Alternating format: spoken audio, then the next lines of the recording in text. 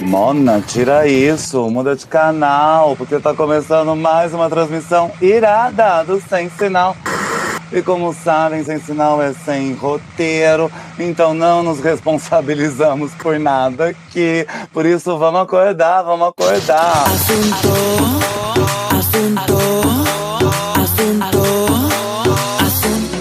Vamos de frente, crente, nessa vertente, pra receber elas, que não só pintam, como também bordam e cozinham. Capemba, pode entrar, pode entrar. Ai, a responsabilidade é da Caben, ela que fala. Boa noite. Ai, gente, boa noite, Brasil. Eu e a Pemba estamos chegando nesse momento de uma agência do Itaú. A Pemba estava me empurrando numa cadeira de rodas, mas estamos maravilhosas, estamos bem, né? E conseguimos um empréstimo diferente da outra lá. Ai, que tudo! Vocês sabem que eu também preciso encontrar meios de arrumar empréstimo e as pessoas realmente têm ideias mirabolantes sobre tudo isso. Mas eu vou começar colocando uma imagem aqui que dizem que o tio Paulo, mais conhecido como Sugar Daddy, ainda estava vivo, dizem. Mas pelo vídeo eu acho que não dá pra saber. E aí, Bel? Gente, eu totalmente sem sinal, tô com soluço. Então vou ficar ouvindo vocês. Olha lá, já deu. Ai, que horror, que raiva. Oi, gente, que bom estar com vocês. Essa história do tio Paulo, gente, eu tô achando isso tudo muito horripilante, cara. Tipo, ai, sério, medo de pesadelo à noite. Desde ontem eu fico botando assim a mão na frente da televisão pra eu não ficar vendo. Porque eu tenho muito medo de tio Paulo, real oficial. E a gente ainda não sabe quantos tio Paulo tem, né? Por metro quadrado, em lugares públicos como esse banco. Mas são coisas da nova era, então tá valendo também. Essa nova era que não inclui reality show em horário nobre, gente. Olha só que maravilha. Vocês estão sentindo essa leveza? Nossa, Mona. Gente, olha só, vocês acham que realmente o tio Paulo queria comprar uma televisão e reformar a casa? Eu acho que o tio Paulo estava vivo, sim. Lá. Eu acho que o tio Paulo morreu no caminho da agência, às vezes lá dentro da agência mesmo, porque eu acabei de ver um vídeo do tio Paulo sendo atendido na noite anterior na UPA, chegando na UPA lá, próximo onde ele morava. Então, tem um Uber também que já declarou que o velho estava vivo, se mexia ainda quando foi levar lá para a agência. Mas eu acho que ele veio a falecer lá no negócio. Agora, que o tio Paulo queria comprar uma TV, eu acho muito difícil que o tio Paulo conseguisse enxergar qualquer coisa nesse estado aí que ele tá. E eu acho que é muito mais uma história de quem é o cuidador.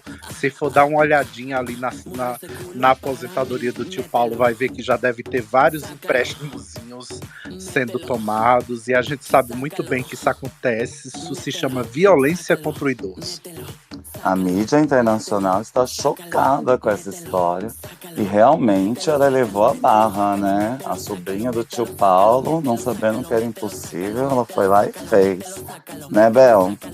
Gente, não, essa história é muito horripilante, cara. É muito horripilante, sério. E exatamente isso que eu fico pensando. Se de repente ele não passou mal ali no meio do negócio, mas também é estranho, né? Ela não ter percebido? Eu acho Até que porque, tipo, Caben, você que é da Calma. medicina, a pessoa não fica fria?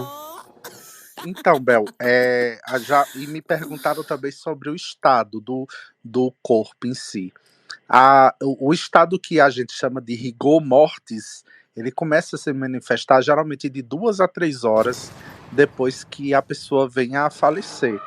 E os estágios iniciais, a pessoa é como fosse realmente uma pessoa dormindo. Não existe ainda a contração muscular, o rigor de um corpo depois de horas de falecimento. Ela não perceberia porque geralmente a pele da pessoa idosa ela é um pouco mais ressecada. Eles já são ao toque um pouco mais frios e o corpo não perde temperatura tão rápido assim. Então, ela só ia conseguir perceber depois de 1 hora, uns 40 minutos. Por isso que eu acredito que isso ali ocorreu ali, realmente. E é muito fácil atestar isso, gente. Qualquer legista vai tirar a temperatura do fígado dele depois e vai atestar. Ele morreu entre esse horário e esse. Isso aí o inquérito vai mostrar. E que ela não sabia também, né? Porque ela tava falando, eu não posso assinar por você, tio. Você tem que assinar sozinho. Eu falei e o mais triste dessa história, sabe o que é? É aqui do Rio, né? Então, além do Jornal Nacional, eu vejo todo o jornal local com todos os detalhes do caso. O corpo tá no IML agora e não foi retirado porque a família do tio Paulo não tem dinheiro pro funeral.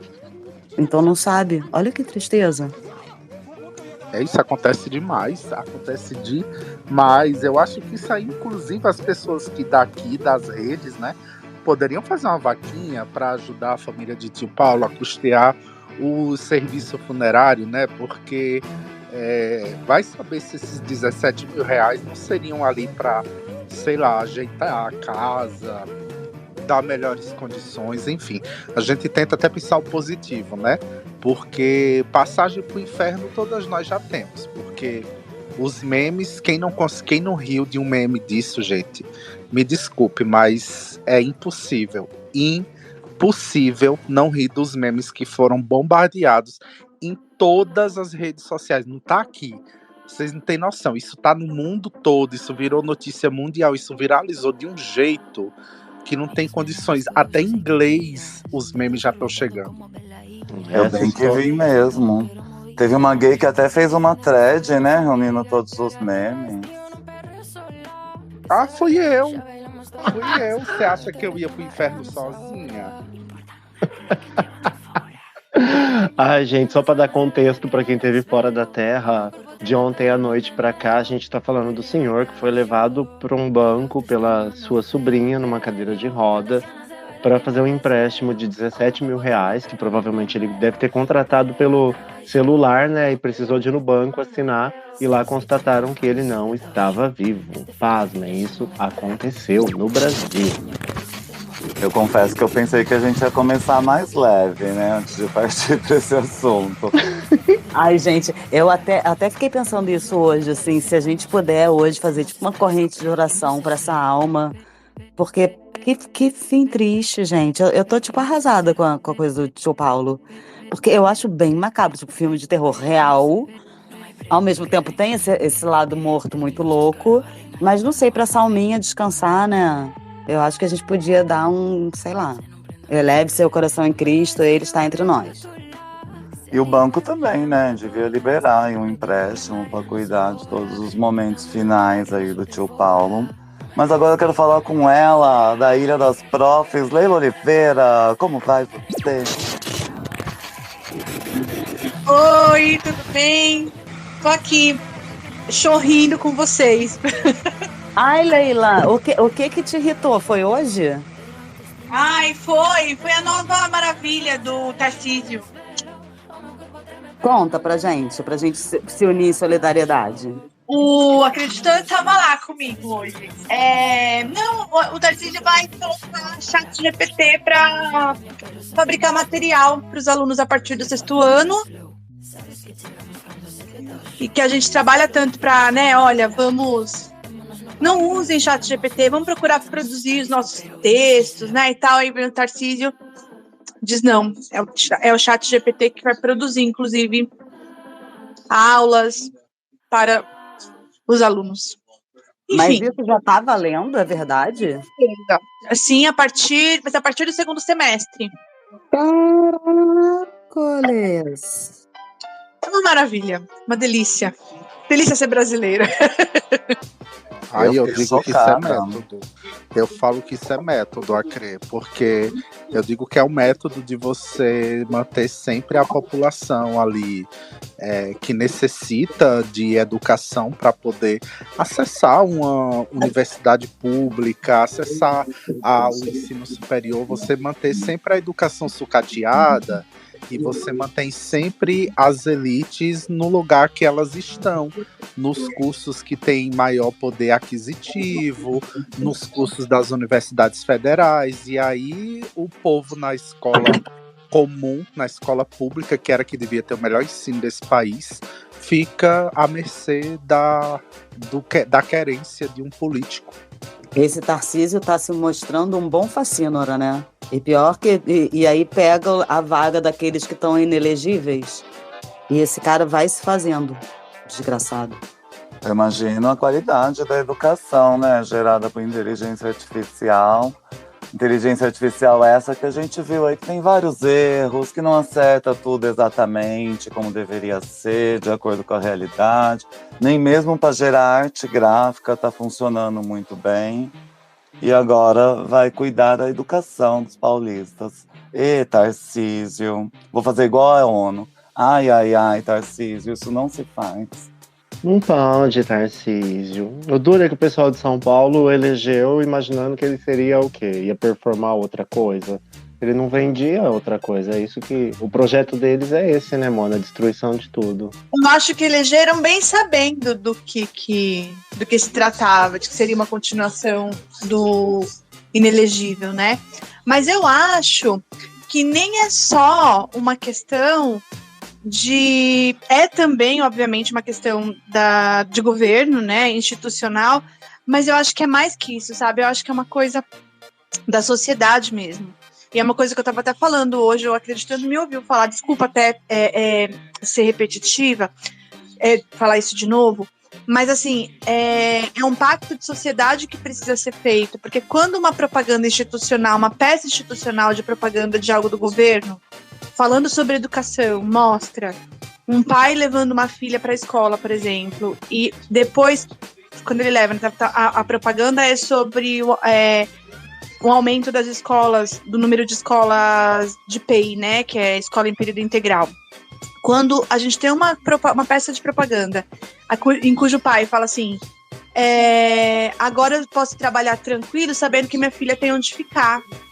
Eu acho isso muito problemático, porque a escola acabou virando isso mesmo, né? A escola acabou virando um depósito de crianças. Então, assim, quando você tem como finalidade, como objetivo fim da escola, que ela seja um local para eu deixar os meus filhos, para eu poder trabalhar, se eu vou ter uma boa qualidade de ensino ali ou não, passa a não ser tão importante, porque o importante é que eu tenha uma escola ali onde eu possa colocar meu filho às 7 da manhã e buscar depois às 3 da tarde, alguém buscar, ficar o máximo de tempo possível, mesmo que não haja infraestrutura física na escola, por exemplo, para isso, mas acaba atrapalhando, porque você não tem o objetivo da escola para as pessoas, para a sociedade como um todo, acaba não sendo um lugar para onde a criança vai, eu não gosto nem de usar essa palavra se educar, mas onde ela vai se instruir, onde a gente vai formar cidadãos pensantes, com criticidade, que saibam ler o mundo, que saibam mais que apenas ler e escrever e fazer contas, mas que eles saibam ler o mundo, que eles saibam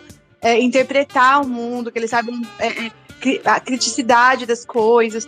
E não tem essa função mais. Para a sociedade, não é mais essa função que a escola tem. Tanto é assim que quando a gente pega algum tema que a sociedade acha que é um tema espinhoso, a sociedade não quer que a gente trabalhe. Temas que a gente tem que trabalhar, tem lá no programa, mas se a sociedade acha que é um tema espinhoso, a sociedade não quer que trabalhe. Então, é o objetivo da escola que está trocado. E aí não tem problema se vai ser uma escola com uma boa qualidade de ensino, com um professor bem formado, um professor que está bem treinado para fazer o que ele está fazendo, quando eu só quero mesmo um local seguro para deixar meus filhos. E aí isso vem de cima para baixo, né? Também vem do institucional, aí vem da sociedade, e a gente está ali, no meio desse sanduíche. É muito triste. A impressão que eu tenho é que os pais só querem um lugar para manter os filhos ocupados, porque eles têm mais o que fazer, e quanto menos tempo passarem com os próprios filhos, melhor, infelizmente. Não, e se tem essa necessidade, se existe essa necessidade dos pais terem um lugar seguro para deixar os... Também, sabe, também não... Existe a necessidade desse espaço, mas é a escola, e como é que a escola vai fazer? Não fazer esse engano aí, vamos fingir que vamos meter um chat GPT para ensinar, em vez de professor, entendeu? Aí que Aí que quebra. Escuta, meu host, esse escândalo foi babado, hein? Qual dos, né? Porque isso reflete lá na frente também. Esse do Filhos chat educados por GPT. inteligência artificial e negligenciados pelos próprios pais que não têm interesse nenhum do tipo de educação que os filhos estão recebendo, também geram lá na frente casos como o do tio Paulo. Porque os idosos também não estão sendo bem tratados nesse Brasil. Mas também vem do lado que, assim, existe uma coisa que a gente pouco trabalha na nossa sociedade aqui brasileira como um todo, que se chama estruturação familiar, planejamento familiar. E sempre quando a gente falava isso, até na faculdade, existem as pessoas que gostam de puxar para o lado religioso, para o lado etiológico. Só que quando a gente fala, gente, de estrutura familiar, discutir estruturação familiar, a gente está falando aqui de planejar, fazer com que as pessoas tenham um planejamento de vida, de saber que existe um momento correto, existe um momento mais apropriado para você ter filhos, quantos filhos ter, saber que você tem condições de ter uma criança em sua vida e não simplesmente entrar nessa forma como a gente hoje em dia conduz a nossa sociedade há séculos, que é praticamente juntar um homem e uma mulher e eles vão ter quantos filhos der na telha. E aí o Estado que se vire para encontrar um lugar para eles colocarem esses 2, 3, 4, 5 filhos, às vezes, porque eles precisam trabalhar, senão as crianças morrem de fome. Então, assim, não é que a pessoa não possa, é que, assim, se a gente trabalhasse desde cedo o tema de estruturação familiar, a gente não tinha tanto descaso com a primeira infância, a gente não tinha tanta evasão escolar, a gente não tinha tantos problemas que hoje a gente tem. É claro que nem tudo seria resolvido, mas a gente não ataca os problemas na raiz, a gente sempre tenta remediar o sintoma. E eu sempre digo que o problema nunca é o sintoma é um reflexo. Então a gente tem que atacar o problema na raiz, mas são discussões que a gente não vê governo nenhum, infelizmente, seja direita, esquerda, meio, avante, ninguém quer falar sobre isso, porque é chato, é difícil e principalmente é custoso. Mas a gente vê que em inúmeros países que hoje em dia estão bem como estão, fizeram essa discussão lá atrás. Pode falar, Leila. Nossa, que bem, isso é tão real. Eu também penso muito nisso, porque assim, isso também acaba na educação, né? Porque quanto mais a escolarização, ela acaba dando perspectiva de vida para os adolescentes, perspectiva de futuro. Quando você tem uma boa escola, quando você tem uma boa formação, você tem perspectiva de futuro. E quanto mais perspectiva de futuro você tem, mais você pensa na hora de ter um filho, mais essa adolescente pensa na hora de ter um filho. Quanto mais acesso ela tem à educação, ela vai trabalhar, ela vai ter o objetivo de vida dela ali, profissional, mas ela vai pensar na hora de ter filhos, ela vai se precaver para não ter uma gravidez indesejada, e ela vai conseguir, então, ter uma vida melhor, também por isso, né? Então até isso tem a ver com a educação. E vocês estão falando hoje de escândalo, queria só fazer um parênteses, eu não sei se vocês viram também.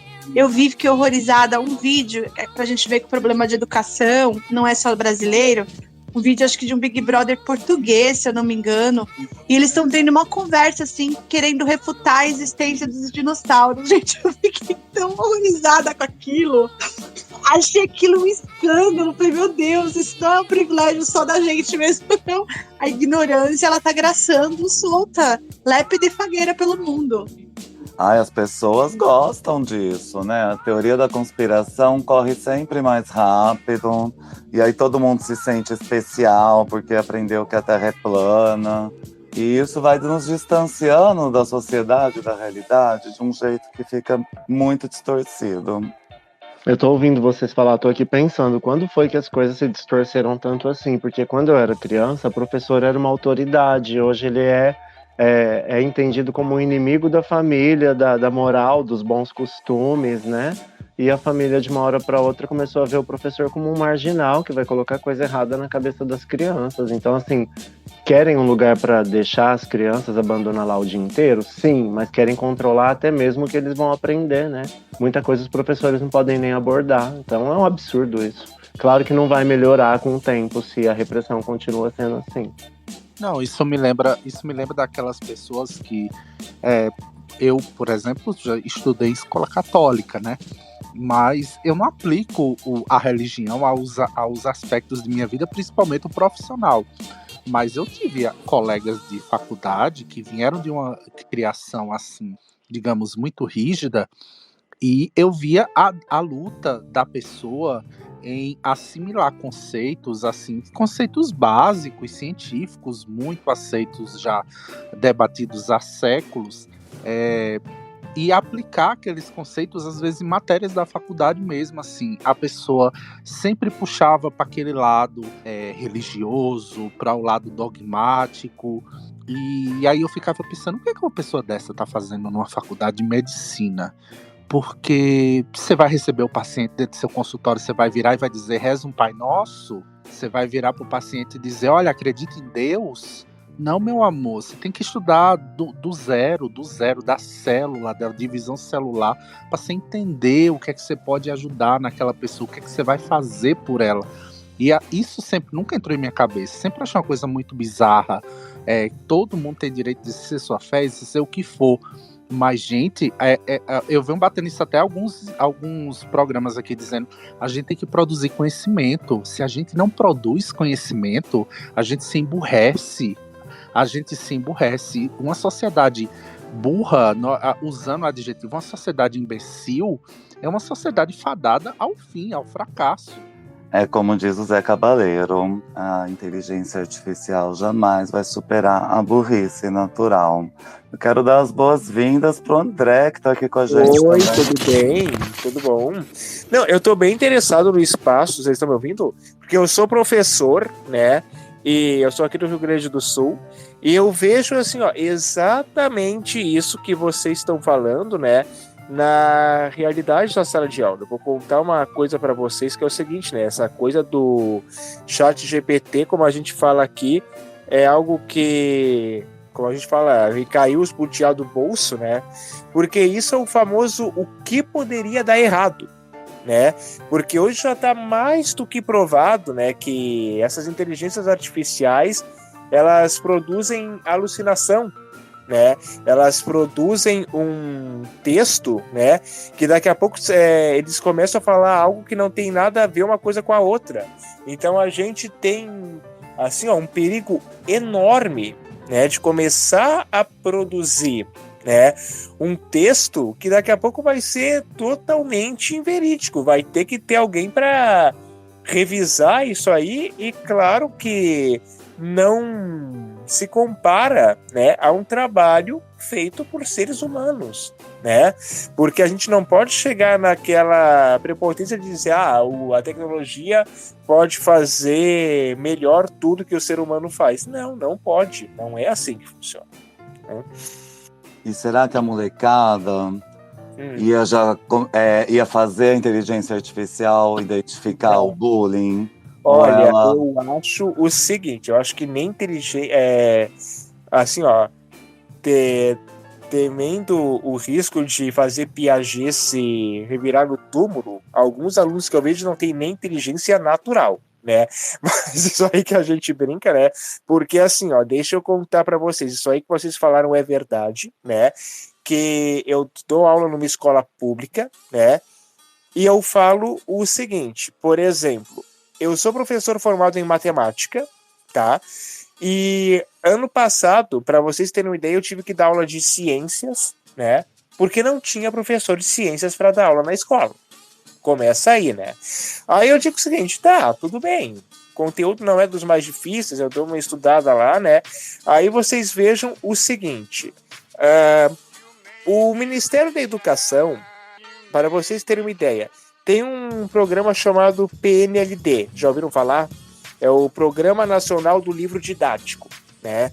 Ou seja, é um programa que a cada 3, 4 anos, né, os professores se reúnem, né, recebem livros das editoras, escolhem os que eles acham melhores, e o governo federal, ele fornece gratuitamente, né, não tem que pagar nem frete, nem nada, todos os livros que as escolas solicitam e precisam, tá? Livro didático, não consumível, válido por 3 anos, né? Isso aí toda escola pública tem. O que está acontecendo em muita rede pública do Brasil? Os gestores, prefeitos, governadores, assim, eles estão deixando de lado esse material do PNLD e optando por sistemas de ensino, né? Por exemplo, aqui a prefeitura resolveu utilizar o sistema SIM, que é feito pela FTD, que é uma editora ligada aos Irmãos Maristas, né? E esse sistema é um sistema que ele não integra o PNLD. Então, a prefeitura ela tem que gastar dinheiro do Fundeb ou dinheiro do próprio Caixa para comprar esses livros, né? Porque, e obviamente, né, não são gratuitos, né? Inclusive, nossa prefeitura gasta em torno de 4 milhões por ano para ter os livros, né? E aí fica toda aquela pressão, não, vocês têm que usar os livros do sistema, né? Isso, na minha opinião, é uma forma indireta de privatizar a educação, né? E aí nós estamos utilizando um sistema, um livro, um material didático de uma empresa privada, né? Que já tem, né? Já deixa subentendido que é melhor do que os materiais fornecidos pelo Ministério da Educação, sendo que esses materiais também são fornecidos, né, por empresas privadas. E também, claro, em São Paulo já teve, né, algum tempo atrás, né, o Tarcísio lá, que ele contratou, eu acho que é um ex-gerente, diretor da Multilaser, né, que ele queria também sair do programa do PNLD para começar a usar livros digitais, né, eu acho que vocês se lembram disso, né. E aí a gente vê uma questão que é o seguinte, né? Por exemplo, eu vejo que se eu for fazer uma prova com os meus alunos, tem que ser uma prova objetiva, né? Ou seja, com questões de marcar e com consulta. Se eu faço uma prova discursiva e sem consulta, pouca gente consegue chegar na média, né? Da escola, né? E assim, ó, eu sempre falo para eles, vestibular, Enem, né, as opções, eu vejo que a maioria não está nem aí, né, a maioria, infelizmente, né, não tem, eu vejo uma perspectiva de futuro, né, eles não se veem, tipo assim, vamos entrar na universidade, vamos fazer curso, porque eu acho que eles devem imaginar que a universidade é igual à escola, quando na verdade não é, né, e a maioria já quer trabalhar, a maioria já quer, alguns nem isso também, né, e aí, claro, né, a gente pede, por exemplo, para fazer um trabalho, pessoal, faça um trabalho de pesquisa sobre tal assunto, o trabalho tem que ter introdução, conclusão, eles pegam e entregam uma folha de caderno, eles pegam e entregam, quando entregam uma folha copiada da Wikipédia. Então, assim, ó, o interesse dos alunos após a pandemia está diminuindo bastante. Os professores estão com muita dificuldade de começar a transmitir o conteúdo, né? A gente tem que fazer bem do básico mesmo. Então é algo muito preocupante que está acontecendo. Eu lembro esse da Multilaser. Já houve sinais, né, dos últimos anos, essa coisa toda de homeschooling, e o ensino está comprometido, porque as pessoas estão mais ocupadas com outros problemas, como a guerra na faixa de Gaza, e agora com o Irã entrando no meio disso tudo. E aí, essa situação alarmante também é muito cômoda para não ter que fazer políticas públicas que realmente afetam a sociedade da nação onde vivem. Exatamente. A Terceira Guerra Mundial ela já começou, né? O pessoal acha que vai ter um grande evento, que daqui a pouco alguém vai disparar uma bomba atômica. Não, gente, nós já estamos numa terceira guerra mundial, ela não está declarada, mas ela já está acontecendo, né? Então agora, infelizmente, é ladeira abaixo, né? Infelizmente, né? E o pessoal, assim, a gente era feliz e não sabia, né? A partir de agora, porque eu vejo que o mundo, o século XXI, é o século das autocracias, é o século dos ditadores, é o século dos autoritários, né? Porque eu vejo assim, ó, eu fico estupefato, né? Quando eu venho aqui no Twitter, né? Vejo o pessoal de esquerda defendendo o Putin. Aí eu digo o seguinte, não, querido, o Putin é pior que o Bolsonaro. Porque, mas ele tá lutando contra... mas olha só, ele tem o mesmo discurso de Deus, Pátria e Família. Ele criminalizou o movimento LGBT como terrorista, né? Ele tem exatamente, né? Aparelhou todo o Estado russo lá. Então, é o mesmo discurso, né? É o mesmo discurso, né? E o pessoal fica pagando pau pra ele. Não, é a mesma coisa, gente. O pessoal... Porque assim, ó, tem ditadura de direita, mas também tem ditadura de esquerda. Tá? Então, a gente não pode dizer, não, ditadura só de direita. Não, pessoal, tem ditadura de esquerda também. Se a gente for pegar, por exemplo, a história da União Soviética, a gente vai ver que os bolcheviques, eles derrubaram a família real russa lá, né, que era o czar russo, que era realmente um ambiente muito repressivo, né? Quando os bolcheviques chegaram ao poder, vocês vão ver que houve, pega na história, né? Houve uma grande liberação feminista, houve uma grande liberação, não era LGBT naquela época, porque não era esse nome, mas é como se fosse, né? Houve também, então, uma grande onda progressista, e depois que o Stalin subiu ao poder, ele foi lentamente, né, retomando toda essa parte repressora. Né? Então, houve, sim, essa repressão. Então, a gente não pode dizer, chegar nessa dicotomia e dizer, não, isto é o bem e isto é o mal. O nosso mundo hoje, a nossa sociedade está muito complicada para a gente ousar fazer esse tipo de coisa. Depende muito do contexto, e no contexto de acabar com o império, eu acho que qualquer outro vale a pena, a menos que seja com essa coisa toda de Israel, porque os filhos de quem pagam por isso, né? O filho do Netanyahu tá curtindo uma bela praia em Miami, e a gente vê que aí o karma já começa a se formar, e eu me pergunto, como será que estão tratando os idosos neste Brasil? Valéria Houston foi investigar e o resultado você confere agora. Mais um atende o idoso. Oi, tudo bem? Não, você é idoso. Você é idoso. Não grita comigo. Você não grita comigo. Você não é mais um rapaz, tá? Você não é, você toma remédio pra dormir, remédio pra endurecer. Não grita, maluco, você não grita comigo. Tira a mão daí, maluco. Tira a mão daí, vamos conversar comigo aqui. Recebeu a aposentadoria? E cadê o meu que você não me deu, maluco? Cadê o dinheiro da boneca? Cadê o dinheiro da boneca? Boneca, eu. Estamos aqui com mais um atende, um idoso, com muito carinho e amor. Aqui é só amor, né, amor? Só amor, só. E eu tô com um idoso aqui, que já tá velho, cansado. Tá com a cara parecendo motor que roda sem óleo, parecendo caminhão de usina. Você não coloca a mão em mim, maluco, porque eu luto Muay Thai. Eu luto Muay Thai, eu dou taekwondo. Você mora aqui nesse ambiente? É o quarto do atende o idoso? Atende o idoso? Deixa eu te falar, você tá com quantos anos? 90. Nossa, mas teu pé você já criou raiz? Você tá enraizado? Tira a mão daí, você vai encontrar coisa que você não vai gostar, maluco. Se liga. Gente, a gente tá despedindo aqui, mais um atende o idoso, sempre cuidando dos idosos. Beijo. Manda beijo. E aí, cabem? Dizem que isso aí. O que é isso? Dizem que esse áudio antecede esse vídeo que tá no mural aí, do tio Paulo chegando no shopping. Meu Deus, eu saí para atender uma ligação, voltei. Tem um áudio proclamando 10 artigos do Estatuto do Idoso. Eu não entendi nada, mas... Os aplausos vão para Valéria Houston, que fez toda essa matéria sobre o tratamento do idoso no Brasil, que me preocupa, porque também é uma consequência da educação dos que são de menor idade.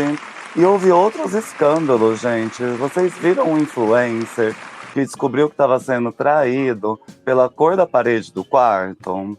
A Mapô falou que era um vídeo antigo, mas ele tinha pintado a parede de outra cor entre um momento e outro. E aí a verdade veio à tona. Eu já vi pessoas descobrindo traição por causa da senha da Netflix. Mas essa da cor do quarto é nova.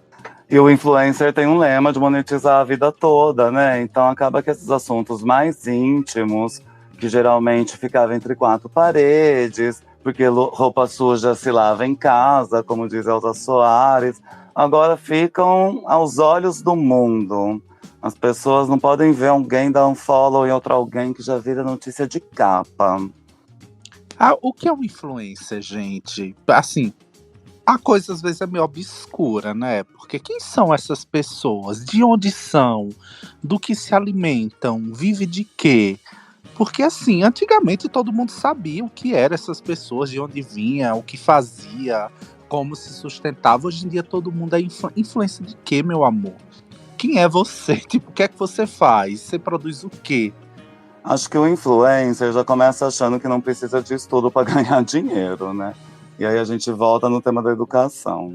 Não, é umas coisas assim. Eu fui olhar a foto das pessoas que tu disse esse papo da traição. Não sei quem são, nunca vi mais feios, desconheço completamente a existência. E eu fico chocado que as pessoas têm tempo de acompanhar a vida desse tipo de gente. Eu vou continuar exatamente, sempre, sem perder espaço no meu HD interno com isso, porque, graças a Deus, o varal não está atualizando. Então, essa informação não terei. Agora, depois da geleia, né, gente, a geleia, pô, foi imbatível. Só que a geleia era caô. Como assim? Sempre acreditei que fosse real. Umas semanas agora, foi recente, a Shakira desmentiu a história da geleia. Eu já acho que a Shakira tá caçando like. O que vai mudar Ela na nossa gravou com a vida Vanessa adulta Camargo? se fez ou não alguma coisa? O pessoal só existe influencer porque existe influenciado. Essa é a verdade. Pois é, e se o produto parece de graça, é porque o produto é você. E no caso desse produto, que é conteúdo de privacy, OnlyFans, sei lá o quê, teve um cliente que começou a reclamar com um profissional do sexo que estava produzindo conteúdo, porque ele disse que só ia fazer vídeo com um namorado, mas aí o namoro terminou e ele apareceu num outro vídeo diferente, com outra pessoa, e o cliente está querendo dinheiro de volta. Será um caso pro Procon? Procon não, mas pra falta de noção. Primeiro que eu digo assim, eu já tomei altos blocos desse povo que vende o corpo na imagem, né? Porque pra mim, eu já falei e repito sempre, pra mim é uma forma de prostituição como a outra prostituição normal também. Se você vende sua imagem, você está vendendo o seu corpo de alguma forma, você está vendendo a sua imagem para o outro fazer dela o que bem entender, enfim. E agora tem esse novo, além dos influencers, tem esse tipo de influencer, né? Que é a galera que antigamente se encontrava numa rua, na Augusta, no Ibirapuera, se encontrava ali tarde da noite, esquinas. Hoje em dia eles se vendem na internet. E o que eu vi dessa polêmica aqui é que uma pessoa que, sei lá, que vê o conteúdo desses rapazes de amor intenso, reclamou que a pessoa lá que vendia a imagem não ia mais aparecer com outras pessoas, só com um. Então, uma confusão, uma coisa esquisitíssima, e só faz pensar que pra mim as pessoas estão esquecendo de viver. O povo tá esquecendo de viver, as gays estão ficando loucas. Eu acho que talvez realmente seja o fim dos tempos. Após o dia 4 de maio, provavelmente o mundo acabe, será o último show do planeta Terra, e sei lá, gente. Não, amigo, vou te dar o contexto para você repensar o direito do consumidor. A gay assinou o conteúdo de um casal. Aí o moço separou do marido e apareceu com outro cara no conteúdo. A gay tá reclamando, cadê o boy que tava aí quando eu assinei o conteúdo? Eu quero aquele, não esse. O produto que ela comprou não é o que ela recebeu. E é engraçado como as pessoas que compram um serviço ou um produto acabam se sentindo donas umas das outras, né? É uma herança colonial isso aqui. Não tem direito do consumidor nesse caso, Cabem? Ai, meu Deus. Dizem que tudo que é comprado pela internet você tem 7 dias para devolver, né? Se tem mais de 7 dias, eu diria que não. Mas se ela assinou esse conteúdo tem um prazo de menos de 7 dias, aí eu diria que a gay tá na razão. Mas enfim, né? Mas aí essa pessoa. Gente, eu também acho que também não sofre, não, gente. Devolve o dinheiro, fala foi mal aí e vai ter outro assinante, entendeu? Também ficar se apegando esse povo mesquinho, deixa aí. Let it go, let it go. Vai fazer o que agora? Vai reclamar pra quem? Vai chamar o Celso Russomano, por acaso? Ah, seria maravilhoso. Sei O lá. Celso Russomano na porta do AP das gays. Quando abrisse a porta, 35 gays saindo de dentro do AP, de jockstrap. Nossa senhora, seria um episódio icônico da TV brasileira. Eu acho que pra ganhar disso, só a história do velho no Itaú. Esses escândalos são tão grandes que nem Celso Russomano consegue resolver. Como, por exemplo, a gay que passou cheque na balada de Belo Horizonte, chamada Mientras, e ela parece que não percebeu que ela estava toda cagada, saiu rodando pelas pistas, e a festa toda foi se tornando insalubre. Chamaram a dona do espaço para tirar ela de lá, e a dona disse que não, que estar toda cagada não é crime, que ela não tem motivo nenhum para expulsar ele.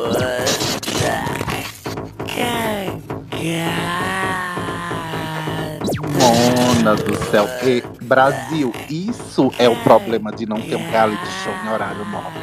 A gente vai de assuntos como casais que vendem seus corpos em OnlyFans pra uma gay que se cagou todinha e saiu no meio da balada.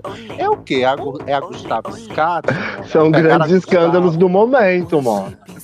Eu não ouvi falar nessa história, não, mas assim, eu acho que essa Mona aí, ela sabia muito bem o que ela estava fazendo, né? Ninguém faz o número 2 e fica impune. Existe um cheiro ali envolvido. Eu acho que ela fazia era não ligar. Mas vocês concordam com a Nath Security que estar cagada não é proibido? Ou estar cagada devia ser proibido? Pode ir no banco assim?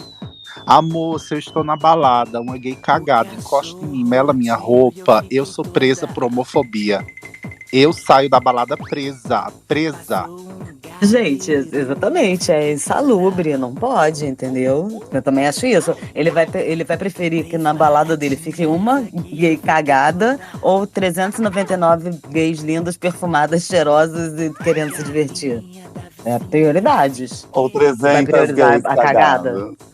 Não, mas aí também tem a questão legal, né? Porque realmente se torna insalubre, né? Daí se vem a vigilância sanitária, fechou, acabou também, né? Isso aí eu acho que foi erro da dona do estabelecimento também, né? Dress code. Você alega dress code. Não, no dress code diz que você não pode entrar aqui cagado, baby. Sinto muito. Eu tenho uma amiga, uma comadre, que nos tempos áureos ela tiraria a bicha na unha. Ela expulsaria Linda. Ela, na balada do meu marido você não fica. E iria pra cima, Linda. Nos meus tempos, tinha uma boate chamada Louca, lá em São Paulo, na Frei Caneca, do lado do bar do Medalha. Um beijo pra todo mundo, que o bar ainda resiste. E acontecia de, às vezes, alguém no Dark Room passar esse cheque em todas as outras pessoas, só pra depois que elas saírem saber quem estava lá dentro. Mas essa mulher não percebeu que tava fazendo alguma coisa, hein? Coisa estranha isso, né? Elas percebem. Nossa, isso é que é jogar sujo. É as Gustavo Scott da vida.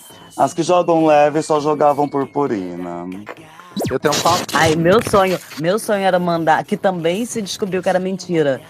Send glitter to your enemies, que diziam que você era uma caixa postal tipo na Austrália, então ninguém sabia quem tinha mandado. E você podia mandar uma carta de glitter para aquele glitter ficar eternamente grudado em todos os estofamentos e frestas e buracos da casa da pessoa.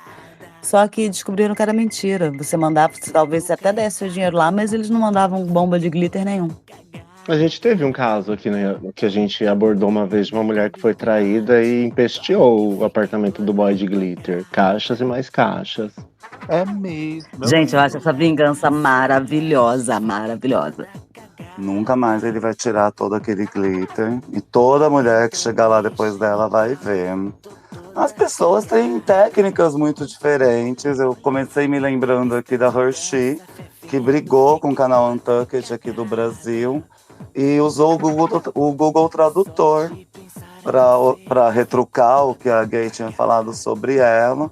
E aí saiu uma tradução que viralizou e chegou até uma senhora, uma mulher muito bem resolvida sexualmente, que teve uma aventura no final de semana, sendo marmita de um casal hétero. E aí o ciclo se fechou, porque essa mulher, ela investiu milhões em quarto, em viagem, e ela acabou tendo uma experiência um tanto quanto morna com esse casal. Não dá nem para pedir o dinheiro de volta. Ficou aquele climão de todo mundo esperando dar o horário de fazer o check-out. E foi muito na sede, com muita sede ao pote. Não usou a inteligência na hora de tentar dar um trato naquela região. Gente, vou indicar a vocês. Tiverem com um tempinho extra, salva esse post que o Acre colocou aí no balãozinho. Gelson, diretor de WhatsApp, tá nesse post aí e vocês vão ler um relato. Vocês vão passar horas para ler todo o relato. É imenso, é gigantesco. Tudo da gata reclamando porque marcou um homenagem com o casal e o peru do boy não subiu. E ela tava afim. É literalmente a Odisseia da buceta, meu. Ela passa 2 horas reclamando porque não deu esta buceta. Eu nunca tinha lido um relato tão detalhado a respeito da falta de um bom pau numa buceta como esse. Eu sou gay, bicha. Eu sou gay. Mas eu tive empatia. Eu tive empatia da Mona. A Mona tava assoberbada. Ela marcou com um casal. Ela queria homem e queria mulher. E o boy não... É assim... É a epítome desse Twitter, gente. Leiam, por favor, este relato. Você leu o relato todo, Caben? Porque a Bel que trouxe essa novidade. Eu acho que você ou ela devem ter lido o relato todo, no mínimo. Mona, do início ao fim, quase que eu terminei tocando Ana Carolina ali, envolvida no negócio da mulher. É uma trilogia, né? Os estúdios já estão tentando adaptar para o cinema em 3 volumes. Gente, Gelson, diretor do WhatsApp. Gelson é doutora. Cara, só que essa mente é uma mente muito louca, cara. Porque é isso, pelo que eu entendo, é tipo Caden também, outra mente. Sol e lua, vocês dois, cara. Puta merda, vocês tinham que se conhecer. O caminho de vocês tinha mesmo que se cruzar, Caden. Mona, eu passei horas, você tem noção, tava no consultório, depois parei de atender, fui fazer documento e aí comecei a ler essa porcaria que o Acre mandou, que ela é aleatória, ela manda as porcarias assim aleatoriamente, do nada, é um velho morto no cinema, do nada a Mona da xereca.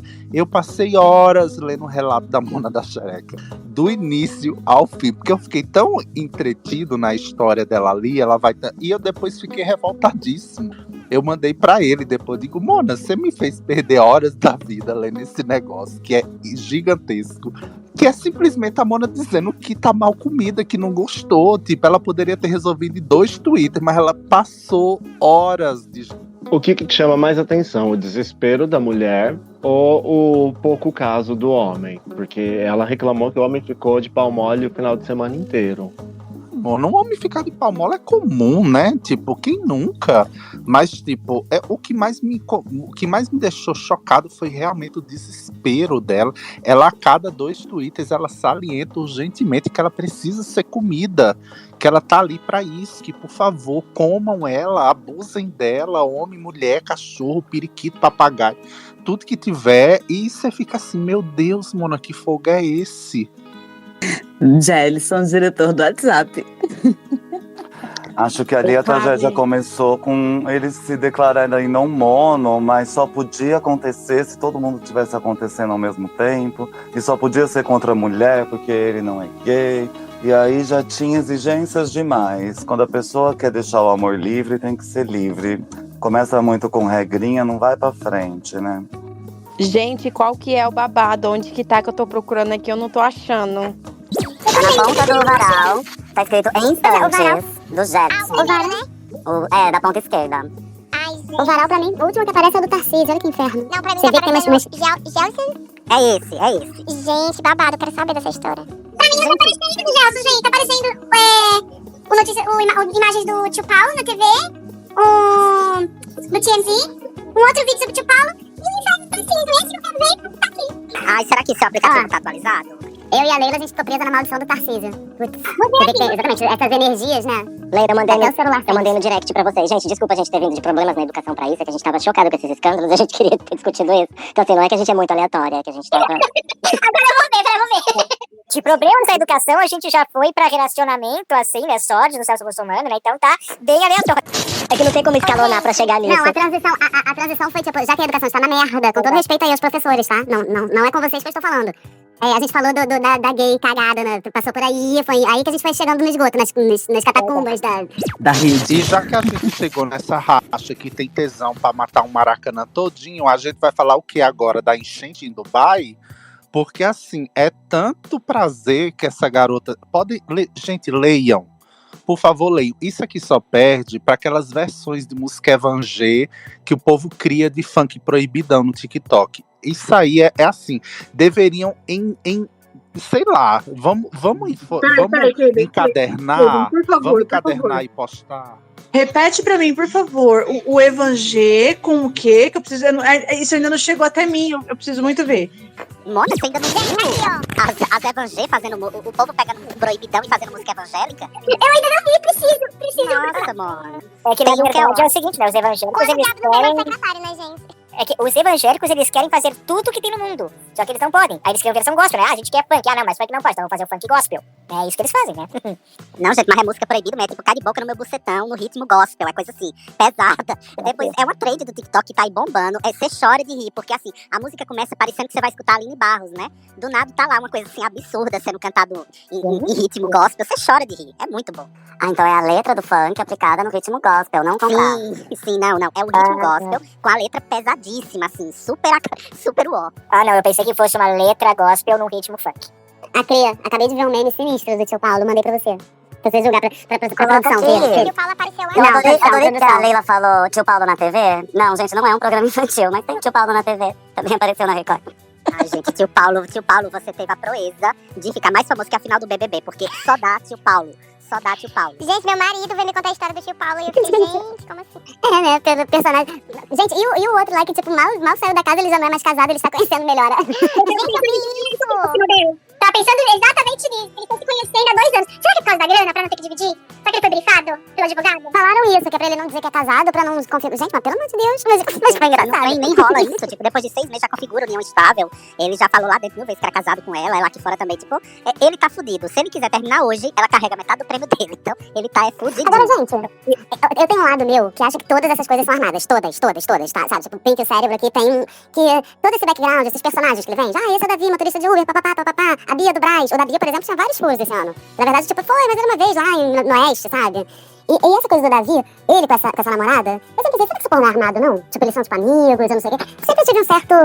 Pra também não ficar no coitadismo, nessa seara aí, vamos no lado do tudo é um show. Mas se o filho da Gal pode namorar a sogra, por que o Davi não pode? Pode ficar com a E você não pode ficar nesse show de truma, não, viu, Bel? Que se você acreditar que tudo é armado, piscou o olho e você tá cantando, batendo continência pra pneu, cantando hino pra poste.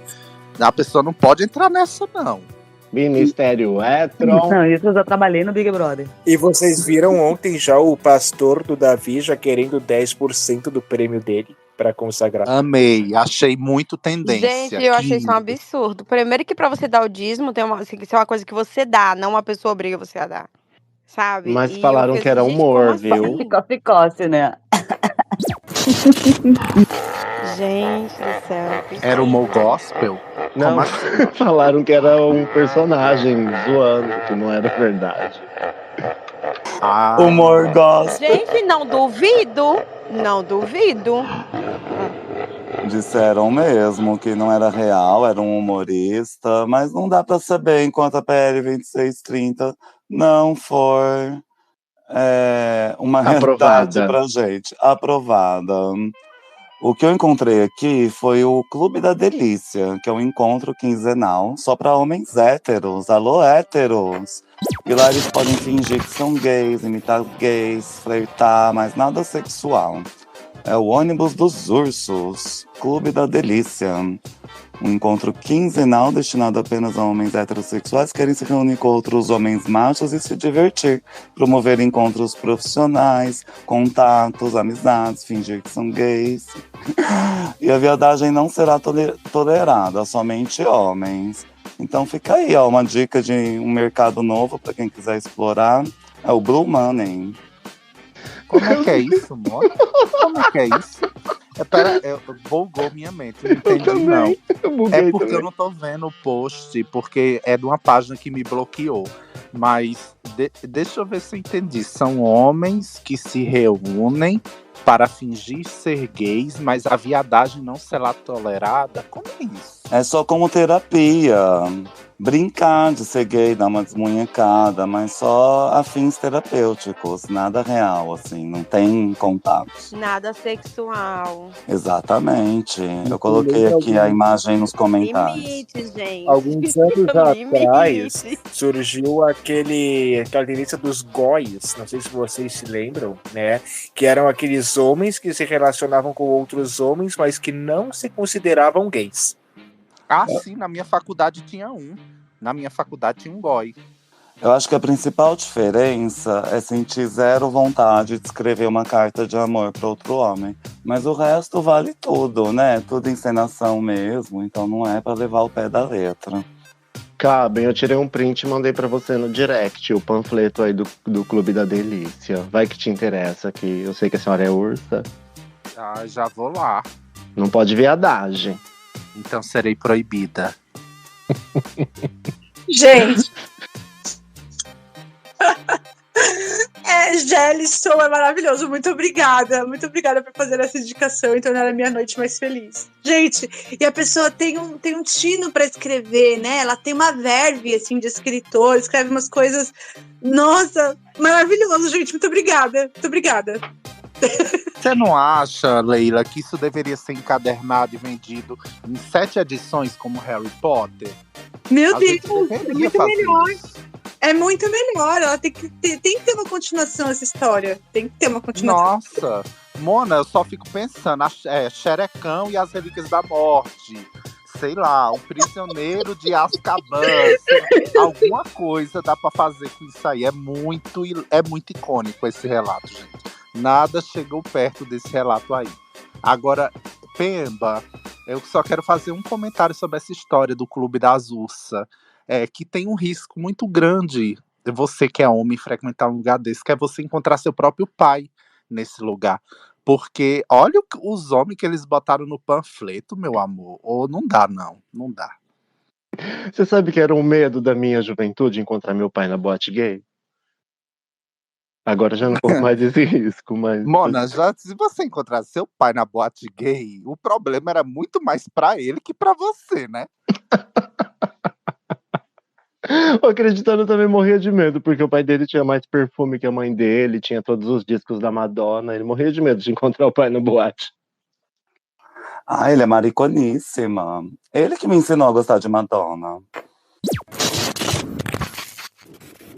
Gente, e aí? O figurino já tá pronto? Deixa eu fazer uma coisa pra vocês. Uma vez eu tava dando aula, né? E aí os alunos, sexto ano, imaginem, né? Sexto ano.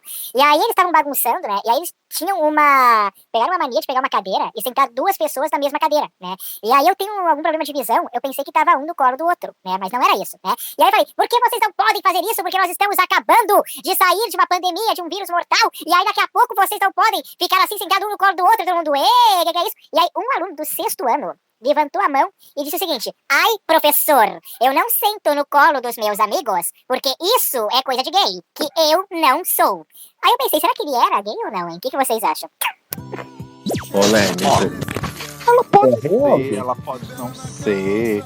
Hoje em dia as coisas são tão fluidas, né? O povo sei lá.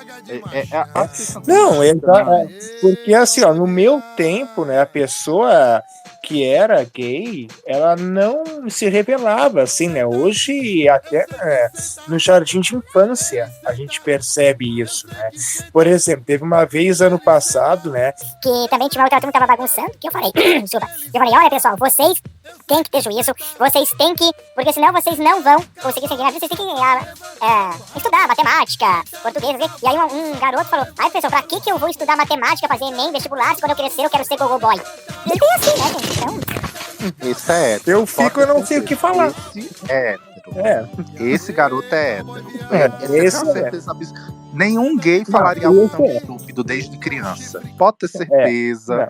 Você não vai achar uma birinha, as bichinhas. A gente já falou até a respeito sobre isso aqui, sobre muitas vezes a gente, quando a gente que é gay, quando a gente é uma criança viada, a gente é podado de todas as formas. Então, a gente nem sabe que é gay, gente, até porque sexualidade não se manifesta em criança. Eu nunca acreditei nisso. E criança não sente atração sexual por nada. E qualquer pessoa que vai atrás de uma criança é um doente, um pedófilo descarado. E só que as pessoas adultas é que imprimem sexualidade em comportamentos afeminados. Então, desde criança, a criança é taxada de gay, de viadinho e por aí vai. Gente, nem sempre, se a gente levasse o feminino e o masculino com tanta leveza, quantas pessoas não teriam aí a possibilidade, sei lá, como diz o Acre, o pai do Acre adora perfume, ouvia Madonna, nem por isso é um homem gay, se casou, às vezes não sei, enfim. E como ele, quantos não tem por aí? Então, é porque, não vou dizer uma besteira, quer dizer, é difícil ser homem, mas assim, os homens também têm suas mazelas de ser obrigado a ser macho porque homem não chora, porque homem não sente dor e tem que ser forte. Não é quem disse, gente, é por isso que eu amo essa geração nova, elas estão aí pra tudo, elas vestem uma sacola, pintam o cabelo de azul, fingem que é um Smurf e vai pra rua. E são felizes do jeito que são. A gente da nossa geração é que é cheio de amarras sociais que nos colocaram desde que a gente é muito pequeno. Mas sempre tem as mocosadas, né? As que vão nascer, crescer e morrer dentro do armário. E também é muito engraçado quando alguém fala, ai, eu não sou gay, eu sou hétero. E a sociedade tem que engolir, porque cada um se identifica com o gênero que bem entender, com a sexualidade que bem entender. Ah, sim, sim. A gente já fala, né, delas, das mocosadas. A gente tem mais medo dela do que os skinhead que tacava lâmpada na cara do povo em saída de metrô. A gente já falou aqui 1000 vezes o perigo que elas são, porque sempre que você isso é psicologia, gente. Nada que lhe incomoda, se lhe incomoda de alguma forma, é porque de alguma forma lhe atinge. Porque não tem como você ser bem resolvido, ter questões suas e algo que outra pessoa faz na intimidade dela lhe incomoda ao ponto de você ir lá agredir a pessoa. Não. Tem algo aí, vá lá, vá procurar uma consultinha, porque tem alguma coisa aí escondida que você mesma não quer aceitar. É por isso que a gente sempre diz, o grande perigo pra gente é as mocosadas. Porque elas vão pra igreja, elas falam mal de viado e à noite estão dando culpa a travesti. 11 horas da noite. Geralmente tem uma bela mulher junto, né? Que é a boneca dela. Então ela sempre tá toda arrumadona ali do lado. Sim, sem as hipocrisias da vida, né? Temos outro assunto? Eu tenho aqui a turnê da Andressa Urach, mas vocês não vão querer saber. Grandes escândalos do momento, cabe, pode falar. O que é isso? Ah, que ela vai sair transando com o namorado pro povo ver? Pelo Brasil todo, vão parar o país, é um show ao vivo e já está agendando as datas aí. Toda uma turnê especial para Andressa Urach nessa nova fase. Alguém aqui já viu algum show de sexo ao vivo? Já pagou para ver esse tipo de coisa? Aqui no Rio tinha uma boate que era na Praça Mauá, que era... A Praça Mauá aqui é a região portuária do Porto. Então, meretrício desde que, sei lá, Dom João VI chegou por ali. Então... E era o que chamam baixo meretrício, sabe? Não era uma coisa glamurosa, mas cheio de inferninho. E uns nem tão inferninho. Aí tinha esse lugar que chamava Cabaré Caleça, que era tipo boate, festa, enorme. Tipo, tinha um lugar, uma parte aberta. E aí, de tempo em tempo, sei lá, de hora em hora, aí tinham vários shows. Aí tinha um show de strip, tinha um show e tinha um show de, tipo, sexo ao vivo. Um burlesco, né? Na boate que eu frequentava tinha, mas eu faltava quando tinha, porque eu fico muito constrangida com essas coisas. Ela é muito católica. Não posso comprometer minha cristandade. Sabe que fica parecendo aquelas coisas do distrito da Luz Vermelha, de Amsterdã? Você já viu? Já tiveram a oportunidade de ir lá, passar, ver como é? Acreditando, eu acho que sim, porque ela é safada. Ela já esteve por lá. Já foi já passou do distrito da Luz Vermelha? Já me hospedei lá, inclusive. Foi incrível. Nossa, você gostou? Sim, no meio do distrito tem uma fonte enorme em formato de pênis que fica jorrando água com 2 bolas girando embaixo. Nossa senhora, bicha, eu lembro que assim, foi a experiência minha, né? Dessa minha, eu digo assim, eu acho que eu não virei celibatário porque eu sou uma vagabunda, no fim das contas. Porque eu lembro que eu passava naquelas vitrines, naquele distrito, e teve uma que eu passei que tinha um cafezinho do lado e tinha uma moça assim na vitrine, uma moça mesmo de verdade, um ser humano. E ela tava tipo amarrada, fazendo aquelas coisas de sadomasoquismo. E ela tava com as partes íntimas, a xereca dela toda aberta, com tipo pregador de roupa. Tava parecendo aquele bicho de Stranger Things que separava e olhava assim, se perguntava por que você estava vivo. Você se perguntava por que Deus? Você olhar para um negócio daquele. E assim, isso foi o menos bizarro que você consegue ver no lugar daquele. Você, não dá. Não dá. Acreditando, acho que só viu a fonte. Elas capricham nas poses e são belíssimas. E é tudo até mais seguro, né? Porque é tudo na vitrine, depois ela só fecha a vitrine com a cortina. Então, quando vem um cliente, ela não precisa se locomover, né? O que é coisas muito arriscadas para a sociedade, na cidade tão perigosa. Mas a Andressa Urach não vai passar por esses riscos. É uma turnê segura para ela. Também não vai ter vitrine. Eu só pagaria um show de sexo ao vivo se fosse para ver Deolane Bezerra e Fiuk. Porque eu queria ver como é que funciona isso ali como casal, na hora H. Olha aqui uma notícia que saiu agora, ó.